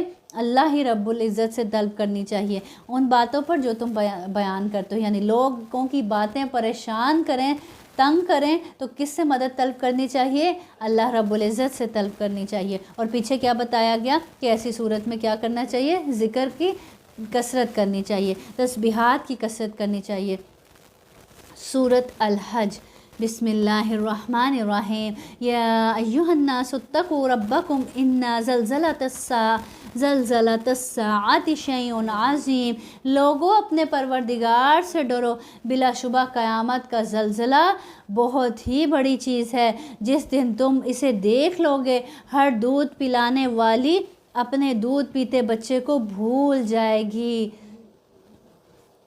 قیامت مانگتے ہو، لیکن یاد رکھو جب وہ آ جائے گی وہ ایسا زلزلہ ہے، ایسا ہلا دینے والا، ایسا خوفناک کہ جس دن تم اسے دیکھو گے ہر دودھ پلانے والی اپنے دودھ پیتے بچے کو بھول جائے گی۔ آج وہ دودھ پیتے بچے کو بھول سکتی ہے؟ ہرگز نہیں بھول سکتی نا ماں، لیکن وہ ایسا ہولناک دن ہوگا کہ اس دن اپنے دودھ پیتے بچے کی بھی ہوش نہ ہوگی، اور ڈر کے مارے تمام حمل والیوں کے حمل گر جائیں گے، اور تو دیکھے گا کہ لوگ مدہوش دکھائی دیں گے، حالانکہ در حقیقت وہ متولے یعنی نشے میں نہیں ہوں گے، لیکن وہ مدہوش دکھائی دیں گے، ان کو سمجھ نہیں آ رہا ہوگا کہ ہو کیا رہا ہے۔ لیکن اللہ کا عذاب بڑا ہی سخت ہے۔ بعض لوگ اللہ کے بارے میں باتیں بناتے ہیں، اور وہ بھی بے علمی کے ساتھ، اور ہر سرکش شیطان کی پیروی کرتے ہیں جس پر قضائے الہی لکھ دی گئی، یعنی شیطان کے بارے میں تقدیر میں یہ بات لکھ دی گئی کہ جو کوئی اس کی رفاقت کرے گا وہ اسے گمراہ کر دے گا اور اسے آگ کے عذاب کی طرف لے جائے گا۔ لوگوں، اگر تمہیں مرنے کے بعد جی اٹھنے میں شک ہے تو سوچو، ہم نے تمہیں مٹی سے پیدا کیا، پھر نطفے سے، پھر خون بستہ سے، پھر گوشت کے لوتھڑے سے جو صورت دیا گیا، اور بے نقشہ یعنی شکل دیے جانے سے پہلے ہی ساقط ہو گیا حمل، یا یہ ہم تم پر ظاہر کر دیتے ہیں۔ اللہ تعالیٰ کہہ رہے اگر تمہیں اس بارے میں شک ہے کہ میں تمہیں دوبارہ کیسے اٹھاؤں گا، تو تم یہ نہیں سوچتے کہ وہ رب، اس رب کے لیے کیا مشکل ہے تمہیں دوبارہ زندہ کرنا، جو رب ایک پانی کے نطفے کے ساتھ کیا کرتا ہے، تمہیں انسان بناتا ہے۔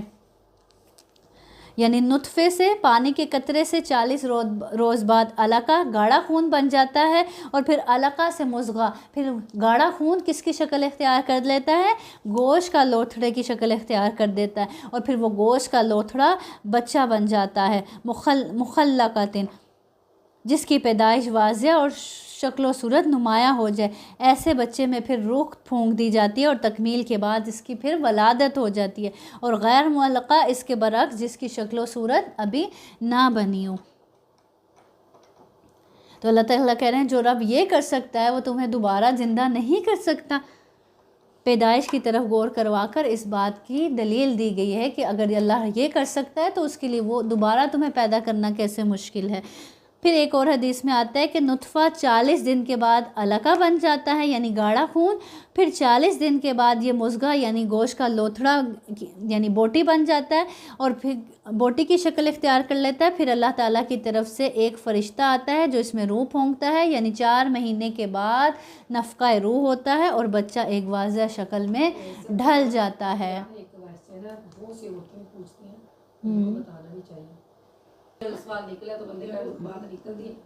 بسم اللہ الرحمن الرحیم۔ اور ہم جسے چاہیں ایک ٹھہرائے ہوئے وقت تک رحم مادر میں رکھتے ہیں، پھر تمہیں بچپن کی حالت میں دنیا میں لاتے ہیں، پھر تاکہ تم اپنی پوری جوانی کو پہنچو۔ تم میں سے بعض تو وہ ہیں جو فوت کر لیے جاتے ہیں اور بعض بے غرض عمر کی طرف پھر سے لوٹا دیے جاتے ہیں کہ وہ ایک چیز سے باخبر ہونے کے بعد پھر بے خبر ہو جائیں۔ یعنی بعض کو تو جوانی میں ہی اللہ تعالیٰ کہہ رہے ہیں فوت کر لیتے ہیں، اور بعض لوگوں کو ایسے بڑھاپے کی طرف لے جاتے ہیں کہ جس میں انسان باخبر ہوتے ہوئے بھی پھر بے خبر ہو جاتا ہے۔ یعنی اچھا بھلا جانتا بوجھتا انسان پھر سے وہ بچے کی طرح بن جاتا ہے، جسمانی اور ذہنی دونوں لحاظ سے وہ پھر سے جیسے ایک بچہ ہوتا ہے، جیسے وہ دنیا میں آیا تھا اور دوسروں کا محتاج تھا، اسی طرح پھر سے اس کو ایسے بڑھاپے کی طرف لے جاتے ہیں کہ پھر سے اس کو جیسے پرام میں لے کے جا رہے ہوتے ہیں، پھر اس کو کس میں ویل چیئر پہ لے کے جا رہے ہوتے ہیں۔ اور جس طرح پھر بچہ ضد کرتا ہے، یعنی اس کی ذہنی حالت بھی اس بڑھاپے میں پہنچ کے ویسی ہو جاتی ہے جیسے ایک بچے کی ذہنی حالت ہوتی ہے۔ جیسے بچہ ضد کرتا ہے یا بچہ بات کہتا ہے، اسی طرح کی بات وہ بھی کرنے لگ جاتا ہے۔ تو اللہ تعالیٰ کہہ رہے ہیں باخبر ہونے کے بعد، یعنی سب کچھ جاننے کے بعد پھر بے خبری والی عمر کی طرف لے جاتے ہیں۔ تو ایسی عمر سے نبی کریم صلی اللہ علیہ وسلم نے، یعنی ایسی ارذل العمر سے کیا مانگی ہے؟ پناہ مانگی ہے۔ تو اللہ تعالیٰ کہہ رہے ہیں تو دیکھتا ہے کہ زمین بنجر اور خشک ہے، پھر جب ہم اس پر بارش برساتے ہیں تو وہ ابھرتی ہے اور پھولتی ہے اور ہر قسم کی رونق دار نباتات اگاتی ہے۔ پھر اللہ تعالیٰ دوسری مثال دے کر سمجھا رہے ہیں کہ تم دیکھتے نہیں۔ پہلی مثال کیسے دے کے سمجھایا کہ جو رب نطفے سے انسان پیدا کر سکتا ہے، ان تمام مراحل سے گزار کر کے وہ پھر پہلے جمع ہوا خون بنتا ہے، پھر گوشت کی بوٹی، پھر انسان بن جاتا ہے، تو اسی طرح اللہ دوبارہ مردوں کو بھی زندہ کرے گا۔ اور جس طرح وہ مردہ زمین تمہیں مٹی نظر آ رہی ہوتی ہے، اور کس طرح اللہ تعالیٰ اس مٹی سے ہرے بھرے پھل اور پودے نکالتا ہے، یعنی زمین کو زندہ کرتا ہے، تو اسی طرح وہ انسانوں کو بھی دوبارہ زندہ کر اٹھائے گا۔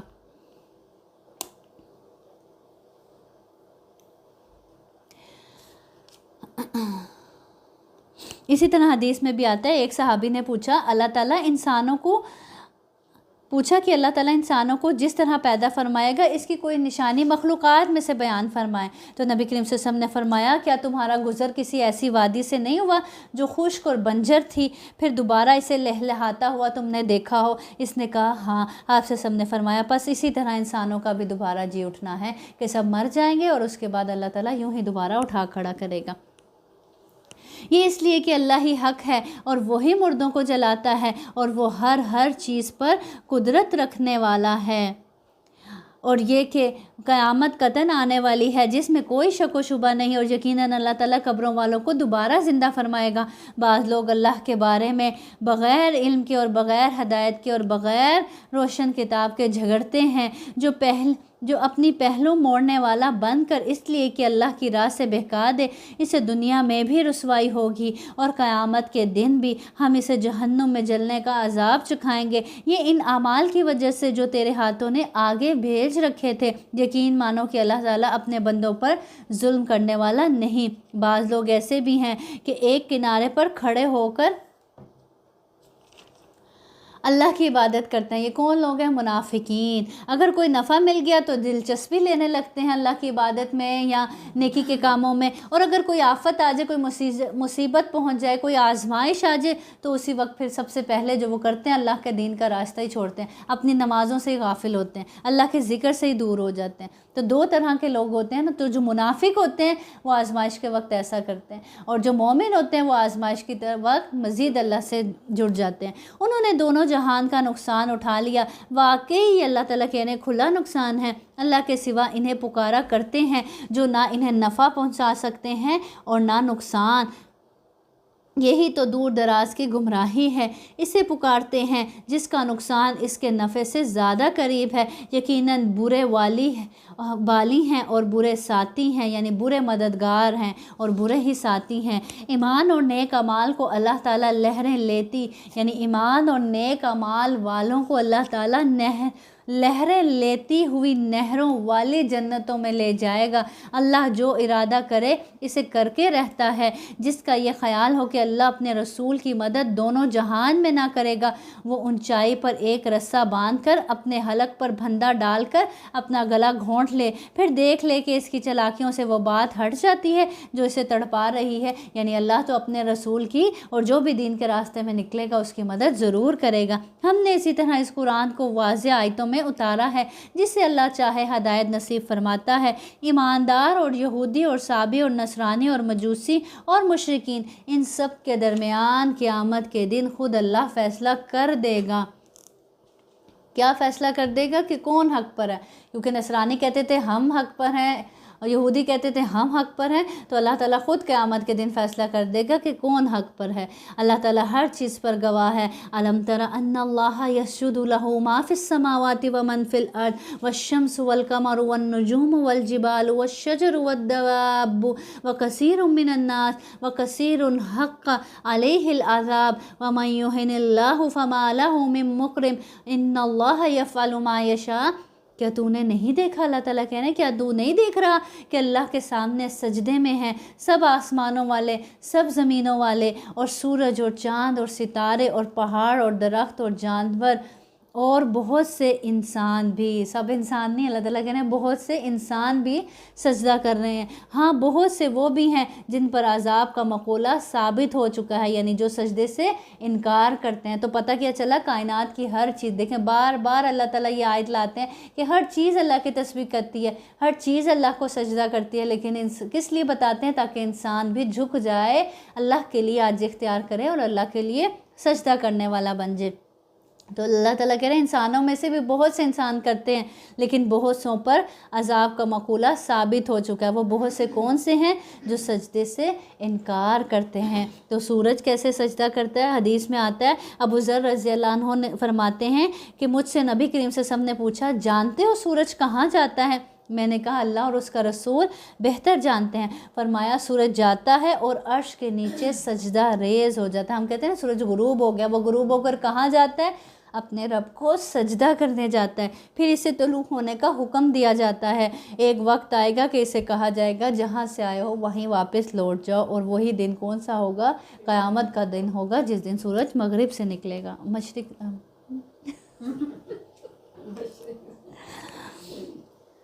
یعنی وہیں سے مغرب میں غروب ہوا ہے نا، تو پھر اس دن مغرب سے ہی نکلے گا اور وہ پھر قیامت کا دن ہوگا۔ ویسے تو مشرق سے طلوع ہوتا ہے نا۔ جسے رب ذلیل کر دے اسے کوئی عزت دینے والا نہیں، اور اللہ جو چاہتا ہے کرتا ہے۔ تو جو دنیا میں اللہ کی اطاعت نہیں کرتا، اللہ کے آگے نہیں جھکتا، پھر اللہ اس کو ذلیل کر دیتا ہے، اور جس کو اللہ ذلیل کر دے اس کو پھر کوئی عزت دینے والا ہرگز نہیں۔ تو اس آیت سے کیا پتہ چلتا ہے کہ جو اللہ کے آگے جھکنے سے انکار کرتا ہے پھر اس پر عذاب کا مقولہ ثابت ہو چکا ہے، اور پھر اللہ اسے ذلیل کر دیتا ہے، اور جسے اللہ ذلیل کر دے اسے کوئی عزت دینے والا نہیں۔ صدق ایک ضروری بات ہے کہ اس میں سجدہ لکھا ہوا ہے، تو ایون ٹرانسلیشن میں جب سجدہ آتا ہے تو ہمیں کرنا پڑے گا، یا جب کرنا پڑے گا ہم دیکھیں اس کے لیے یہ ہے کہ جو سجدہ کرنا فرض نہیں ہے، پسندیدہ ہے، کر لیا جائے تو شیطان کو رلاتا ہے، تو کوشش کرنے چاہیے کر لیا جائے۔ ہاں بعد میں بھی کر سکتے ہیں، فرض نماز کے ساتھ بھی کر سکتے ہیں، یا یہ کہ یہاں بیٹھے ہی آپ اپنے آپ کو بہت زیادہ جھکا کر بھی کر سکتے ہیں سجدہ تلاوت کی دعا۔ جی ہم نے کاؤنٹ نہیں کیے ہوئے پہلے والے ویڈیو، اس میں ہے تو میں 14 سجدے تو وہ قرآن جب ختم تو گناہ نہیں ہے، ٹھیک ہے۔ یہ دونوں اپنے رب کے بارے میں اختلاف کرنے والے ہیں، بس کافروں کے لیے تو آگ کے کپڑے بھونت کر کاٹے جائیں گے، اور ان کے سروں کے اوپر سے سخت کھولتا ہوا پانی بھی بہایا جائے گا، جس سے ان کے پیٹ کی سب چیزیں، یعنی ان کا لباس آگ کا کاٹا جا چکا ہے، اور ان کو صرف لباس خود بھی جہنم میں، بستر بھی جہنم کا، آگ کا بستر بھی، اوپر سے کھولتا ہوا پانی انڈیلا جائے گا، اور لباس بھی کیسا؟ آگ کا ہی، جس سے ان کے پیٹ کی سب چیزیں اور کھالیں گلا دی جائیں گی. جو وہ پانی اوپر سے ان پر اونڈیلا جائے گا ان سے ان کے پیٹ کی سب چیزیں اور کھالیں کیا ہو جائیں گی؟ گلا دی جائیں گی. اور ان کی سزا کے لیے لوہے کے ہتھوڑے ہیں. صرف اتنی سزا نہیں، صرف جہنم نہیں بلکہ جہنمیوں پر پھر ایسے دروغے بھی کھڑے کیے جائیں گے جو ان کو ہتھوڑوں سے ماریں گے. آگ کا عذاب، آگ کے کپڑے، ابلتا ہوا پانی اوپر سے اونڈیلا جائے گا. پینے کے لیے بھی گرم پکتا ہوا پانی پیپ دی جائے گی. اور اس طرح زقوم کا درخت جو کانٹوں دار ہوتا ہے کھانے کے لیے وہ دیا جائے گا. کتنی سخت سزائیں جہنمیوں کی. اور پھر صرف اتنا ہی نہیں، اوپر سے ہتھوڑے مارے جائیں گے ان کو لوہے کے. یہ جب بھی وہاں کے غم سے نکل بھاگنے کا ارادہ کریں گے وہیں لٹا دیے جائیں گے، بھاگ کر بھی کہیں نہیں جا سکیں گے. اور کہا جائے گا جلنے کا عذاب چکھو. ایمان والوں اور نیک کام والوں کو اللہ تعالیٰ ان جنتوں میں لے جائے گا جن کے درختوں تلے سے نہریں لہریں لے رہی ہیں، جہاں وہ سونے کے کنگن پہنائے جائیں گے اور سچے موتی بھی. وہاں ان کا لباس خاص ریشم کا ہوگا. ان کو پاکیزہ بات کی رہنمائی کر دی گئی، یعنی جنت میں جس میں پاکیزہ باتیں ہی ہوں گی ان کو دنیا میں اس راستے کی رہنمائی کر دی گئی تھی. اور کس کو رہنمائی کر دی جاتی ہے؟ جو رہنمائی طلب کرتا ہے. اور قابل صد تعریف راہ کی ہدایت کر دی گئی، یعنی دنیا میں قرآن اور اسلام کی طرف ان کی رہنمائی کر دی گئی. جن لوگوں نے کفر کیا تو اس نعمت کے ملنے پر، ہدایت کے ملنے پر، قرآن پڑھنے کی نعمت کے ملنے پر اور سیدھے راستہ جاننے کی نعمت پر کیا کرنا چاہیے؟ اللہ کا شکر ادا کرنا چاہیے، کیونکہ یہ راستہ کس طرف لے کے جاتا ہے؟ جنت کی طرف لے کے جاتا ہے. جن لوگوں نے کفر کیا اور اللہ کی راہ سے روکنے لگے اور اس حرمت والی مسجد سے، یعنی مسجد حرام سے بھی، جسے ہم نے لوگوں کے لیے مساوی کر دیا ہے، وہیں کے رہنے والے ہوں یا باہر کے ہوں، جو بھی ظلم کے ساتھ وہاں الحاد کا ارادہ کرے گا، یعنی کفر و شرک سے لے کر ہر قسم کا گناہ اس میں آ جاتا ہے، الحاد میں ارادہ کرے گا، ہم اسے دردناک عذاب چکھائیں گے. آپ سے ہم نے فرمایا مجھے میری امت کے اچھے برے اعمال پیش کیے گئے تو ان کے اچھے اعمال میں نے پایا راستے سے تکلیف دہ چیز کو دور کرنا، یہ بھی اچھے اعمال میں سے ہے. اور برے اعمال سے میں نے پایا مسجد میں تھوکنا اور دفن نہ کرنا، یعنی اللہ کے گھر کو گندا کرنا، اس میں گندگی پھیلانا، یہ بھی کیا ہے؟ برے اعمال میں سے ہیں. تو اللہ کے گھر کو صاف رکھنا چاہیے. اس پہ ایسا نہیں کہ وہاں جائیں. آج دیکھیں مساجد میں کیا ہوتا ہے، گھروں میں ایسے کرتے ہیں آپ کچھ کھائیں پئیں اور وہیں پھینک دیں. کتنا خیال کرتے ہیں. آج لوگ چائے پیتے ہیں وہیں چائے کا کپ رکھ دیا اور پھر وہ بعد میں گر گئی اور پھر مسجد کا کارپیٹ گندا ہو گیا. اسی طرح ٹیشو یوز کیا وہیں پھینک دیا. اسی طرح بچوں نے کچھ گندگی مچائی اور وہیں رہنے دی. تو یہ دیکھیں جب اپنے گھر کو صاف رکھتے ہیں تو وہ کس کا گھر ہے؟ وہ اللہ کا گھر ہے. اگر سوچا جائے کہ اللہ کا گھر ہے تو پھر انسان کبھی اس کو گندا نہیں کرے. تو ہمارے پاکستان میں امی کے گھر کے بالکل ساتھ مسجد ہے نا، تو ہم وہاں پہ جھاڑو بھی لگایا کرتی تھی. میں جاتی تھی، میری بہن بھی جاتی ہے، پانی بھی ڈالتی تھی، صفائیاں کرنا، سارا کام وہ کیا. اور دیکھیں یہ بڑے اجر کی بات ہے. اللہ نے اپنے پیغمبر کو کہا نا، حضرت ابراہیم علیہ السلام سے کہا تھا کہ میرے گھر کو پاک صاف رکھو. کس کے لیے؟ طواف کرنے والوں کے لیے، سجدہ کرنے والوں کے لیے اور رکوع سجود کرنے والوں کے لیے اللہ نے اپنے پیغمبر کو حکم دیا. اسی طرح وہ بڑھیا جو مسجد کی صفائی کیا کرتی تھی اس کی کتنی ویلیو تھی کہ جب وہ فوت ہوگی صحابہ نے بوڑھی سمجھ کے اور یہ کہ اچھا مسجد کی صفائی کرتی ہے اس کو ایسے ہی دفنا دیا. لیکن نبی کریم صلی اللہ علیہ وسلم کو پتہ چلا تو آپ صلی اللہ علیہ وسلم نے فرمایا کہ مجھے کیوں نہیں بتایا. پھر آپ صلی اللہ علیہ وسلم گئے اور اس کی نماز جنازہ دوبارہ سے پڑھائی. تو اس سے پتہ چلتا ہے کہ ایسے لوگوں کی بڑی اہمیت ہے جو اللہ کے گھر کو پاک و صاف رکھتے ہیں. دیکھیں آپ کبڈ خراب ہوئی ہے، قرآن الٹے سیدھے کسی نے رکھے ہیں، آپ جا کے جیسے آپ کو اپنے گھر میں برداشت نہیں ہوتا نا کہ کبڈ بکھری ہوئی ہے، آپ اس کو صاف کر دیں. جو فالتو سامان ہے وہاں سے اٹھا کر سیدھا کر کے رکھ دیں. اسی طرح گندگی دیکھیں، چائے آپ نے ڈالی، ہم کہتے ہیں ہم نے کون سا پھینکا، الٹا لوگوں کو باتیں کر کے خود وہاں سے ویسے گزرے ہوتے ہیں. اگر ہم لوگوں کو باتیں کریں تو ہم نے کون سا وہ گندگی وہاں سے صاف کر دی اللہ کے گھر سے. اسی طرح واش رومس دیکھیں کتنے گندے کر دے کے آتے ہیں. ہم اپنے گھروں میں واش روم جائیں تو کتنے کلین چھوڑتے ہیں نا، بعد میں صاف کر کے باہر آتے ہیں. تو اللہ کے گھروں میں یوں گندگی پھیلاتے ہیں تو یہ برے اعمال میں سے ہے اور گناہ کے کاموں میں سے. اور جب کہ ہم نے ابراہیم علیہ السلام کو کعبہ کے مکان کی جگہ مقرر کر دی اس شرط پر کہ میرے ساتھ کسی کو شریک نہ کرنا اور میرے گھر کو طواف، قیام، رکوع، سجود کرنے والوں کے لیے پاک صاف رکھنا. अपने पैगंबर को, अपने खलील को, अपने दोस्त को, हज़रत इब्राहीम अलैहिस्सलाम को, इतने बड़े पैगंबर, उनको अल्लाह ताला क्या कह रहे हैं? सफाई का हुक्म दे रहे हैं। कहाँ? मेरे घर की सफाई का,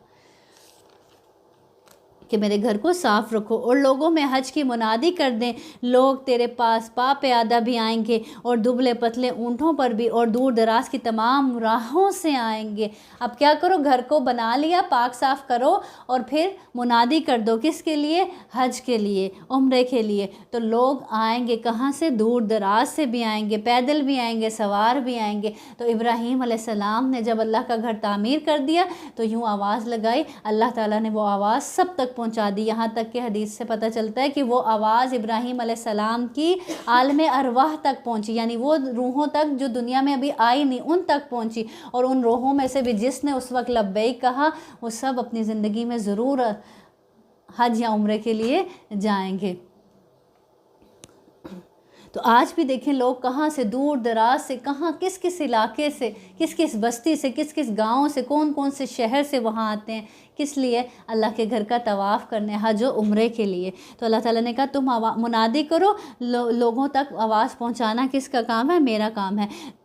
अपने तो अल्लाह ताला ने वो आवाज़ सब तक पहुंचा दी। अपने फ़ायदे हासिल करने को आ जाएं और इन मुकर्रर दिनों में अल्लाह का नाम याद करें। ये फ़ायदे दीनी भी हैं। कैसे? नमाज से फ़ायदा, तवाफ़ से फ़ायदा, अल्लाह के ज़िक्र से फ़ायदा। हाँ, इंसान अपनी मग़फ़िरत करवा कर लौटता है। और इन मुकर्रर दिनों में अल्लाह का नाम याद करें इन चौपायों पर जो पालतू हैं, यानी 10 ज़िलहज्जा को अल्लाह के नाम पर इनको ज़िबा करें। बस तुम आप भी खाओ, यानी उन जानवरों से ख़ुद भी खाओ, भूखे फ़कीरों को भी खिलाओ। फिर वो अपना मैल कुचैल दूर करें और अपनी नज़रें पूरी करें। अल्लाह के कदीम घर का तवाफ़ करें, यानी तवाफ़ ज़ियारत। 10 ज़िलहज्जा को किए जाने वाले कामों का यहाँ ज़िक्र किया जा रहा है। और कुर्बानी का क्या मकसद बताया जा रहा है और किस तरह उसको तकसीम किया जाए। खाओ और फिर क्या? भूखे और फ़कीरों को भी खिलाओ। ख़ुद भी खाया जा सकता है, लेकिन ऐसा नहीं कि खुद ही सारा खा लिया जाए, खुद ही अपने फ्रीज़र भर लिए जाएं। आज यही होता है ना, ज़्यादातर यही होता है कि अपने फ्रिज भर लिए जाते हैं। और वो लोग गरीब मस्कीन जो सारा साल ईद की उस आस में बैठे होते हैं कि ईद पे गोश्त खाएंगे, तो हम क्या करते हैं? सारा खुद ही खा लेते हैं, सारा अपने ही प्यारों को खिला देते हैं। और वो मस्कीन मोहताज वो फिर महरूम में रह जाते हैं। तो उसकी अच्छी तकसीम की जाए। वहाँ भी तकसीम किया जाता है ना, वो जो कुर्बानी वहाँ करते हैं ना, वो खुद ही तकसीम करते हैं ना। हाँ जी, वहाँ तो नहीं किया जाता, लेकिन ये आम असूल बताया जा रहा है कि खुद भी खाओ। अब ऐसा आ गया ना, कितनी होती हैं वो बस खुद ही कर देते हैं, लेकिन पहले तो खुद ही की जाती थी ना वहाँ कुर्बानी। नबी करीम सल्लल्लाहु अलैहि वसल्लम खुद करते थे। और लोग जो है वो जानवर साथ लेके जाते हैं। हाँ जी, तो अब तो वो सिस्टम अलग हो गया ना।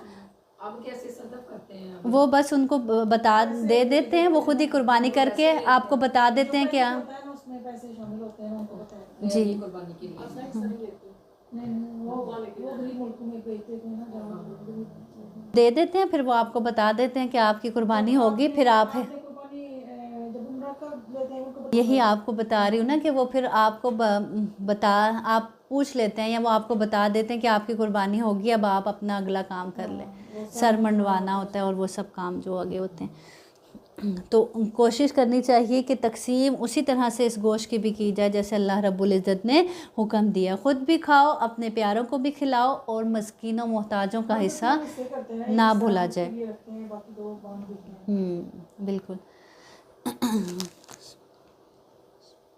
ये है। और जो कोई अल्लाह की हुर्मतों की ताज़ीम करे, इसके अपने लिए इसके रब के पास बेहतरी। और कोशिश किया जाए, जैसे पाकिस्तान में भी कुर्बानियाँ होती हैं, तो कोशिश की जाए आपस में ही बस तबादले ना करते रहें। आपस में तबादले हो रहे होते ना, ये बहन के घर जाना है,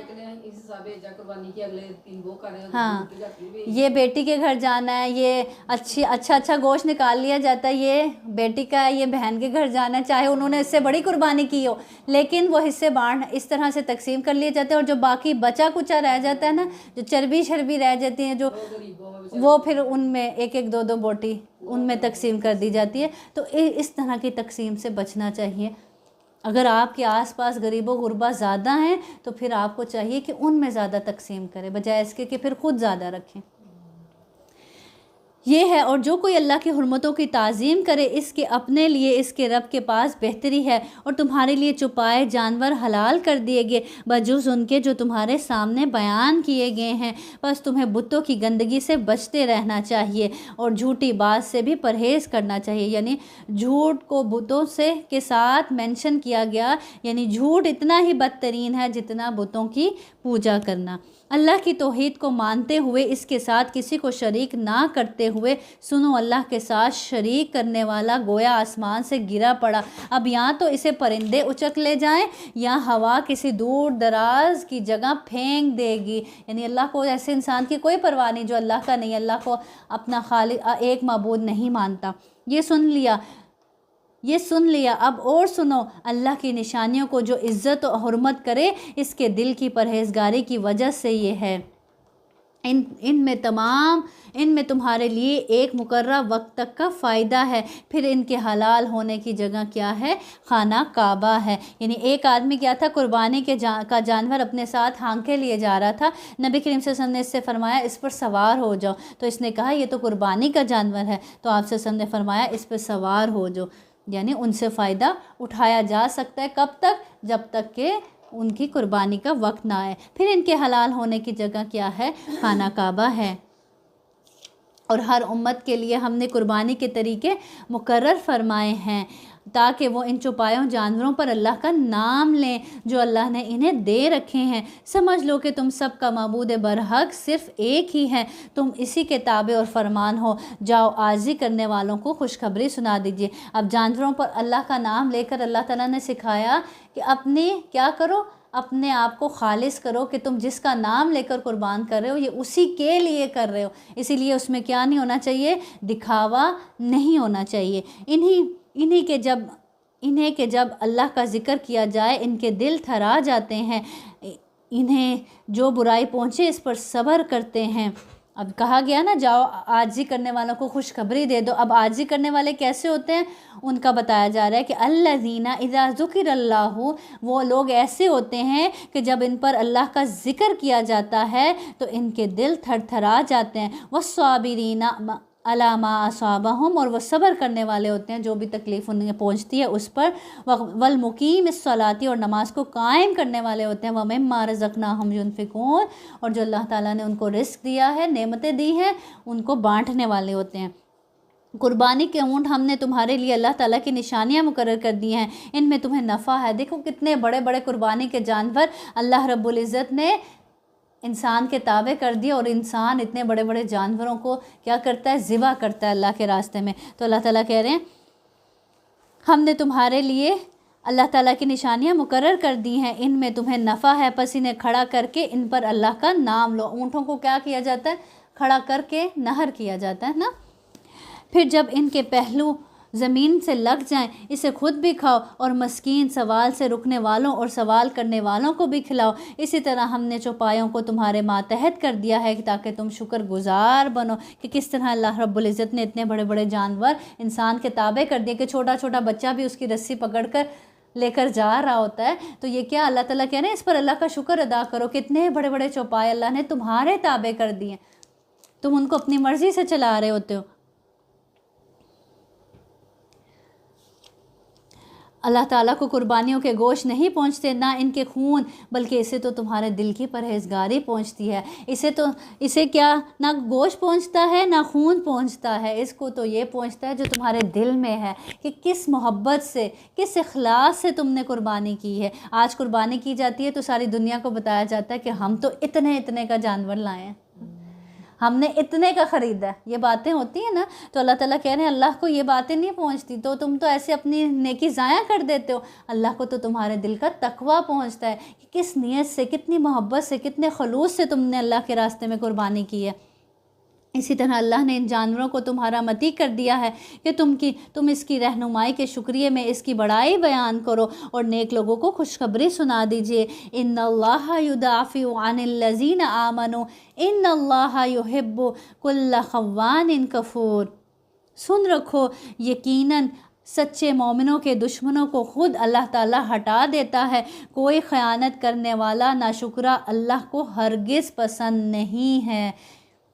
خیانت کرنے والا اور ناشکرا انسان اللہ کو ہرگز پسند نہیں ہے۔ اب دیکھیں اللہ تعالیٰ کہہ رہے ہیں یہ جو جانوروں کو تمہارے تابع بنا دیا، اتنے بڑے بڑے جانور تمہارے تابع کر دیے، اس چیز پر بھی اللہ کا شکر ادا کیا کرو اور اس کی کبریائی بیان کیا کرو، اس کی بڑائی بیان کیا کرو۔ جن مسلمانوں سے کافر جنگ کر رہے ہیں انہیں بھی مقابلے کی اجازت دی جاتی ہے کیونکہ وہ مظلوم ہیں۔ تو اس آیت میں سب سے پہلے مسلمانوں کو جہاد کا حکم دیا گیا۔ بے شک ان کی مدد پر اللہ قادر ہے، یہ وہ ہیں جنہیں ناحق اپنے گھروں سے نکالا گیا صرف ان کے اس قول پر کہ ہمارا پروردگار فقط اللہ ہے، اس وجہ سے انہیں اپنے گھروں سے نکالا گیا۔ اگر اللہ تعالیٰ لوگوں کو آپس میں ایک دوسرے سے نہ ہٹاتا رہتا تو عبادت خانے اور گرجے اور مسجدیں اور یہودیوں کے معبد اور وہ مسجدیں بھی ڈھا دی جاتی جہاں اللہ کا نام باکثرت لیا جاتا ہے۔ جو اللہ کی مدد کرے گا اللہ بھی ضرور اس کی مدد کرے گا، بے شک اللہ بڑی قوتوں والا، بڑے غلبے والا ہے۔ یعنی اللہ کی مدد کرنے والوں کے قدم اللہ زمین میں جما دیتا ہے۔ جو اللہ کے راستے میں نکلتا ہے، اللہ کے دین کو پھیلاتا ہے، جہاں جہاد کے لیے نکلتا ہے تو اللہ بھی اس کے قدم پھر زمین میں جما دیتا ہے اقتدار دینے کی صورت میں۔ پھر وہ ایسا پرامن معاشرہ قائم کرتا ہے۔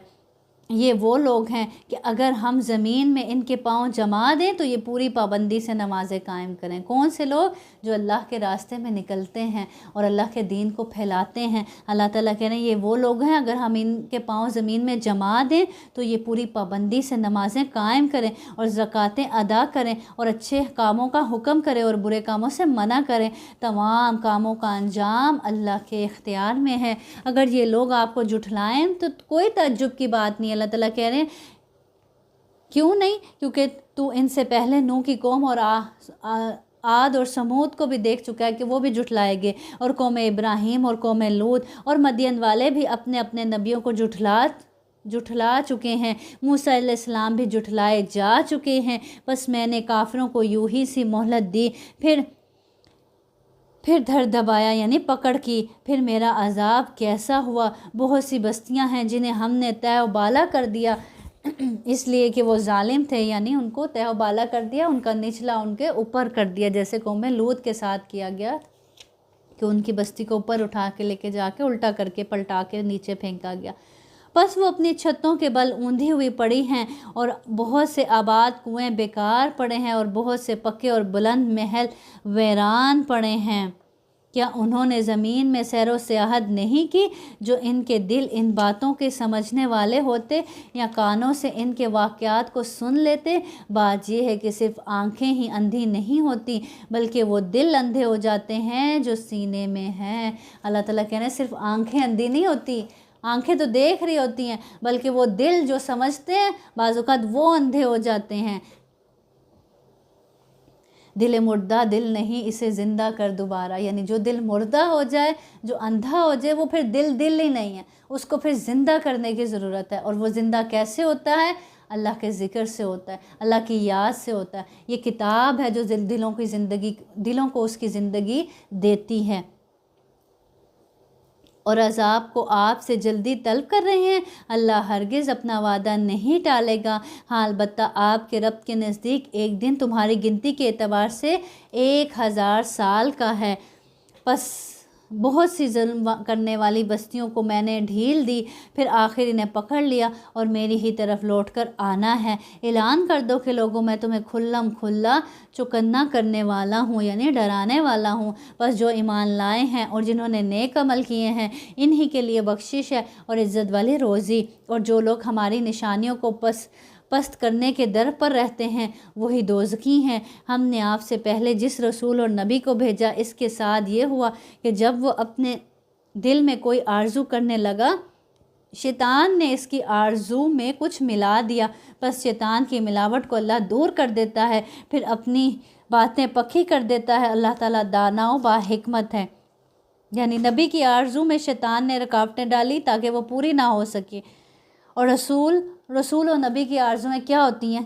کہ لوگ زیادہ سے زیادہ ایمان لائیں، لوگ اللہ والے بن جائیں، اللہ کے بندے اللہ سے جڑ جائیں۔ تو شیطان کیا کرتا ہے؟ پھر اس میں رکاوٹیں ڈالتا ہے کہ لوگوں کو زیادہ سے زیادہ ایمان سے دور کرے۔ تو اللہ تعالیٰ کہہ رہے ہیں پس شیطان کی ملاوٹ کو اللہ دور کر دیتا ہے، اللہ اپنے پیغمبروں کی مدد کرتا ہے اور شیطان کی کوششوں کو، رکاوٹوں کو دور کر دیتا ہے، یعنی وہ کبھی کامیاب نہیں ہوتے۔ تو جو بھی اللہ کے دین کا کام کرتا ہے شیطان اس کے راستے میں بھی رکاوٹیں ڈالنے کی کوشش کرتا ہے۔ اسی طرح جب ہم بھی اللہ کے راستے میں نکلتے ہیں، جیسے اب ہم سب گھروں سے نکلتے ہیں، آپ سب نکل کے آتے ہیں قرآن سیکھنے کے لیے، تو شیطان ضرور کوئی نہ کوئی رکاوٹ ڈالنے کی کوشش کرتا ہے۔ تو اللہ تعالیٰ کہہ رہے ہیں جو اللہ کے بندے ہوتے ہیں اللہ تعالیٰ پھر ان کی کیا کرتا ہے؟ مدد کرتا ہے اور شیطان کی رکاوٹوں کو دور کر دیتا ہے ان کے راستے سے۔ یہ اس لیے کہ شیطانی ملاوٹ کو اللہ تعالیٰ ان لوگوں کی آزمائش کا ذریعہ بنا دے۔ اب وہ جو شیطان رکاوٹ ڈالتا ہے وقتی طور پر، وہ بندے کے لیے کیا ہوتی ہے؟ آزمائش ہوتی ہے۔ تو جو اس آزمائش میں بھی ڈٹا رہتا ہے اللہ کے راستے پر اور اس رکاوٹ کو دور کر کے نکل آتا ہے، تو کیا ہوتا ہے کہ وہ پھر اس آزمائش میں کامیاب ہو جاتا ہے، اور جو نہیں نکلتا تو پھر وہ ناکام ہو جاتا ہے۔ تو آزمائش، رکاوٹ شیطان کی طرف سے جو آئی، شیطان نے ڈالی، اس کے ذریعے سے اللہ نے اپنے بندے کو پہچان لیا، اپنے بندے کی آزمائش کر لی اور جان لیا کہ یہ کتنا سچا ہے میرے راستے میں۔ جن کے دلوں میں بیماری ہے اور جن کے دل سخت ہیں، بے شک ظالم لوگ گہری مخالفت میں ہیں، اور اس لیے بھی کہ جنہیں علم عطا فرمایا گیا وہ یقین کر لیں کہ یہ آپ کے رب ہی کی طرف سے سراسر حق ہی ہے، پھر وہ اس پر ایمان لائیں اور ان کے دل اس کی طرف جھک جائیں۔ یقیناً اللہ تعالیٰ ایمانداروں کو راہ راست کی طرف راہبری کرنے والا ہے۔ کافر اس وحی الہی میں ہمیشہ شک و شبہ ہی کرتے رہیں گے حتیٰ کہ اچانک ان کے سروں پر قیامت آ جائے یا ان کے پاس اس دن کا عذاب آ جائے جو منحوس ہے۔ تو جو مان لیتے ہیں، جنہیں اپنے رب کی باتوں کا یقین ہو جاتا ہے، پھر اللہ تعالیٰ رہنمائی بھی خود ہی کر دیتے ہیں ان کی، اور وہ شیطانوں کے وسوسات سے بھی ان کو بچا لیتے ہیں۔ لیکن جو ماننا ہی نہ چاہے اور ہمیشہ شک و شبہ میں ہی پڑے رہے، تو پھر وہ اسی شک و شبہ کی حالت میں ہی پھر دنیا سے چلا جاتا ہے۔ اس کی آنکھیں پھر تبھی کھلتی ہیں جب وہ اللہ کا عذاب دیکھ لیتا ہے یا موت کو دیکھ لیتا ہے یا جب قیامت کو دیکھے گا۔ اس دن صرف اللہ ہی کی بادشاہت ہوگی، وہی ان میں فیصلے فرمائے گا۔ ایمان اور نیک عمل والے تو نعمتوں بھری جنتوں میں ہوں گے، اور جن لوگوں نے کفر کیا اور ہماری آیتوں کو جھٹلایا ان کے لیے ذلیل کرنے والا عذاب ہے۔ اور جن لوگوں نے راہ خدا میں ترک وطن کیا یعنی ہجرت کی، پھر وہ شہید کر دیے گئے یا اپنی موت مر گئے، اللہ انہیں بہترین رزق عطا فرمائے گا، اور بے شک اللہ روزی دینے والوں میں سب سے بہتر ہے، کیونکہ اصل رازق کون ہے؟ اللہ تعالیٰ۔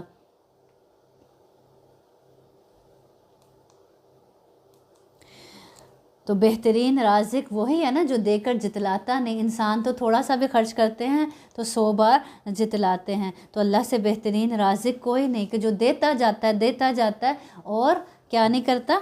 جتلاتا نہیں ہے۔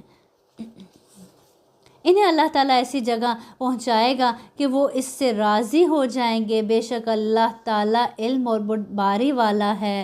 یعنی اللہ ان کو ایسی جنت میں پہنچائے گا کہ وہ راضی ہو جائیں گے۔ جنت کے بارے میں آتا ہے نہ کسی آنکھ نے اس کو دیکھا ہے، نہ کسی کان نے اس کے بارے سنا ہے، یعنی اللہ رب العزت نے اپنے بندوں کے لیے ایسی جنت تیار کر رکھی ہے جو کسی آنکھ نے نہیں دیکھی، یعنی سرپرائز ہے۔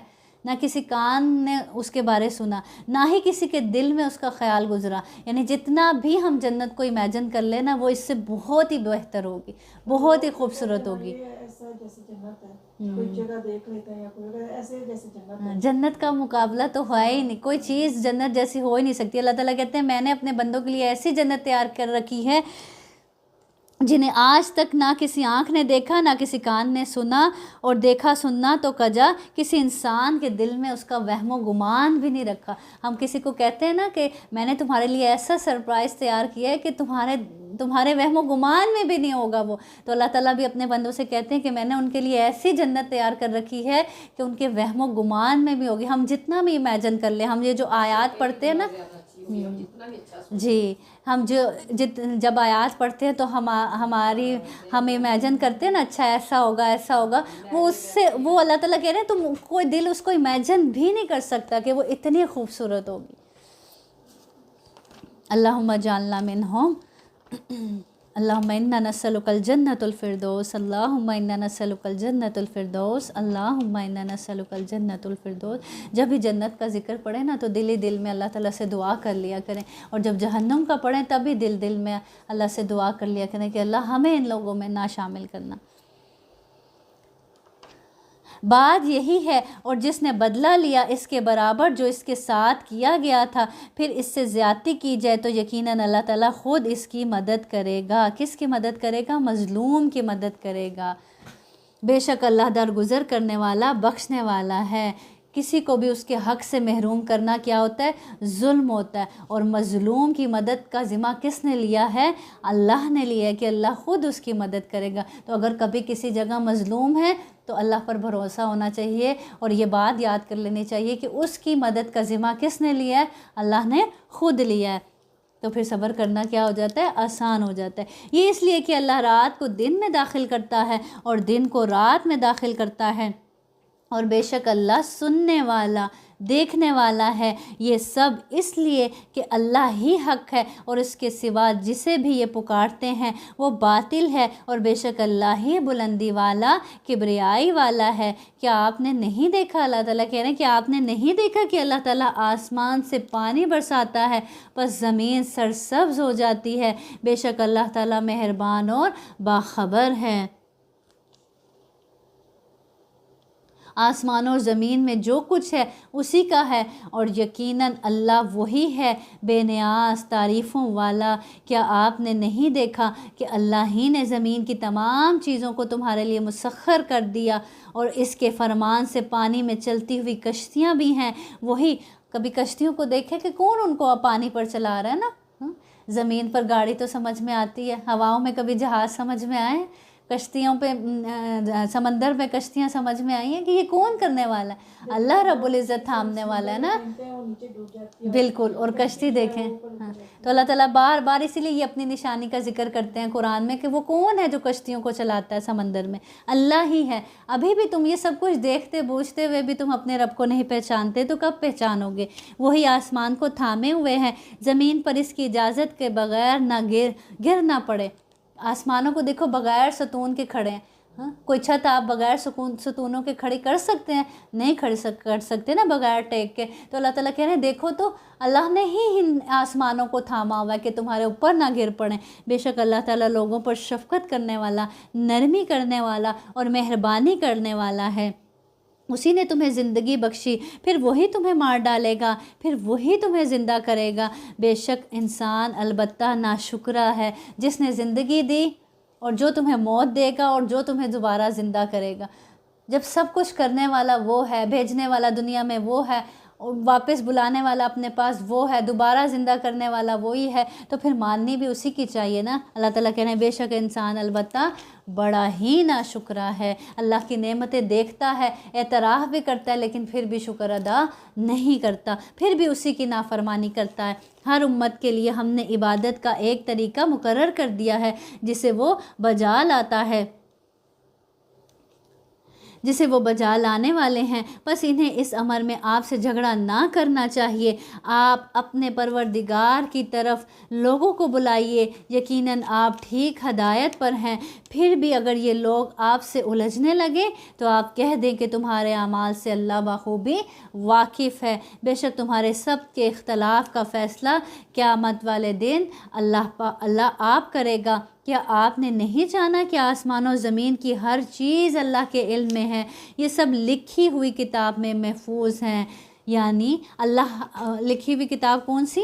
لوح محفوظ، یعنی سب کی تقدیریں اسی کتاب میں لکھی ہوئی ہیں، اللہ کے پاس محفوظ ہیں۔ اللہ تعالیٰ پر تو یہ میرا امر بالکل آسان ہے، یعنی اللہ کے لیے یہ سب کام کرنا بالکل آسان ہے۔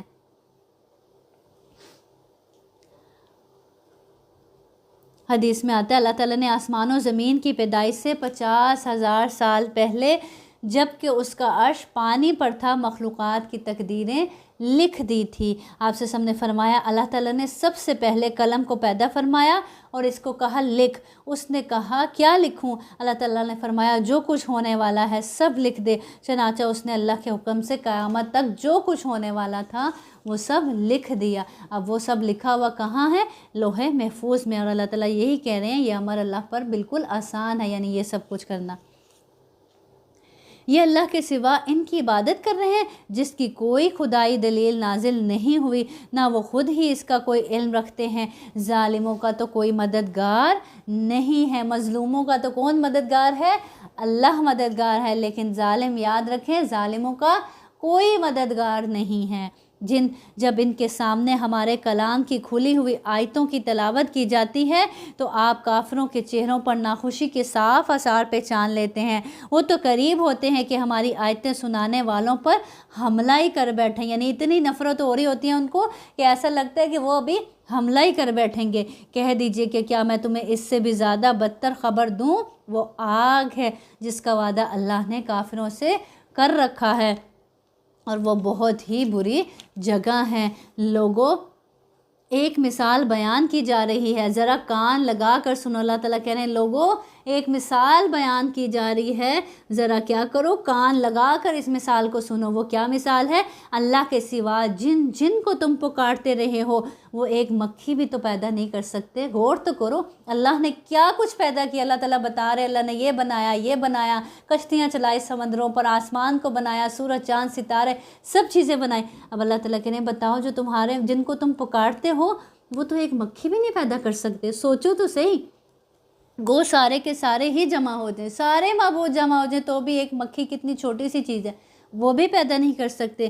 بلکہ اگر مکھی ان سے کوئی چیز لے بھاگے تو یہ تو اسے بھی چھین کر نہیں لا سکتے۔ جو تم ان کے سامنے نظر نیاز پیش کرتے ہو، مکھی اس میں سے جو اٹھا کے لے جائے وہ تو اس کو بھی واپس نہیں لا سکتے کوئی۔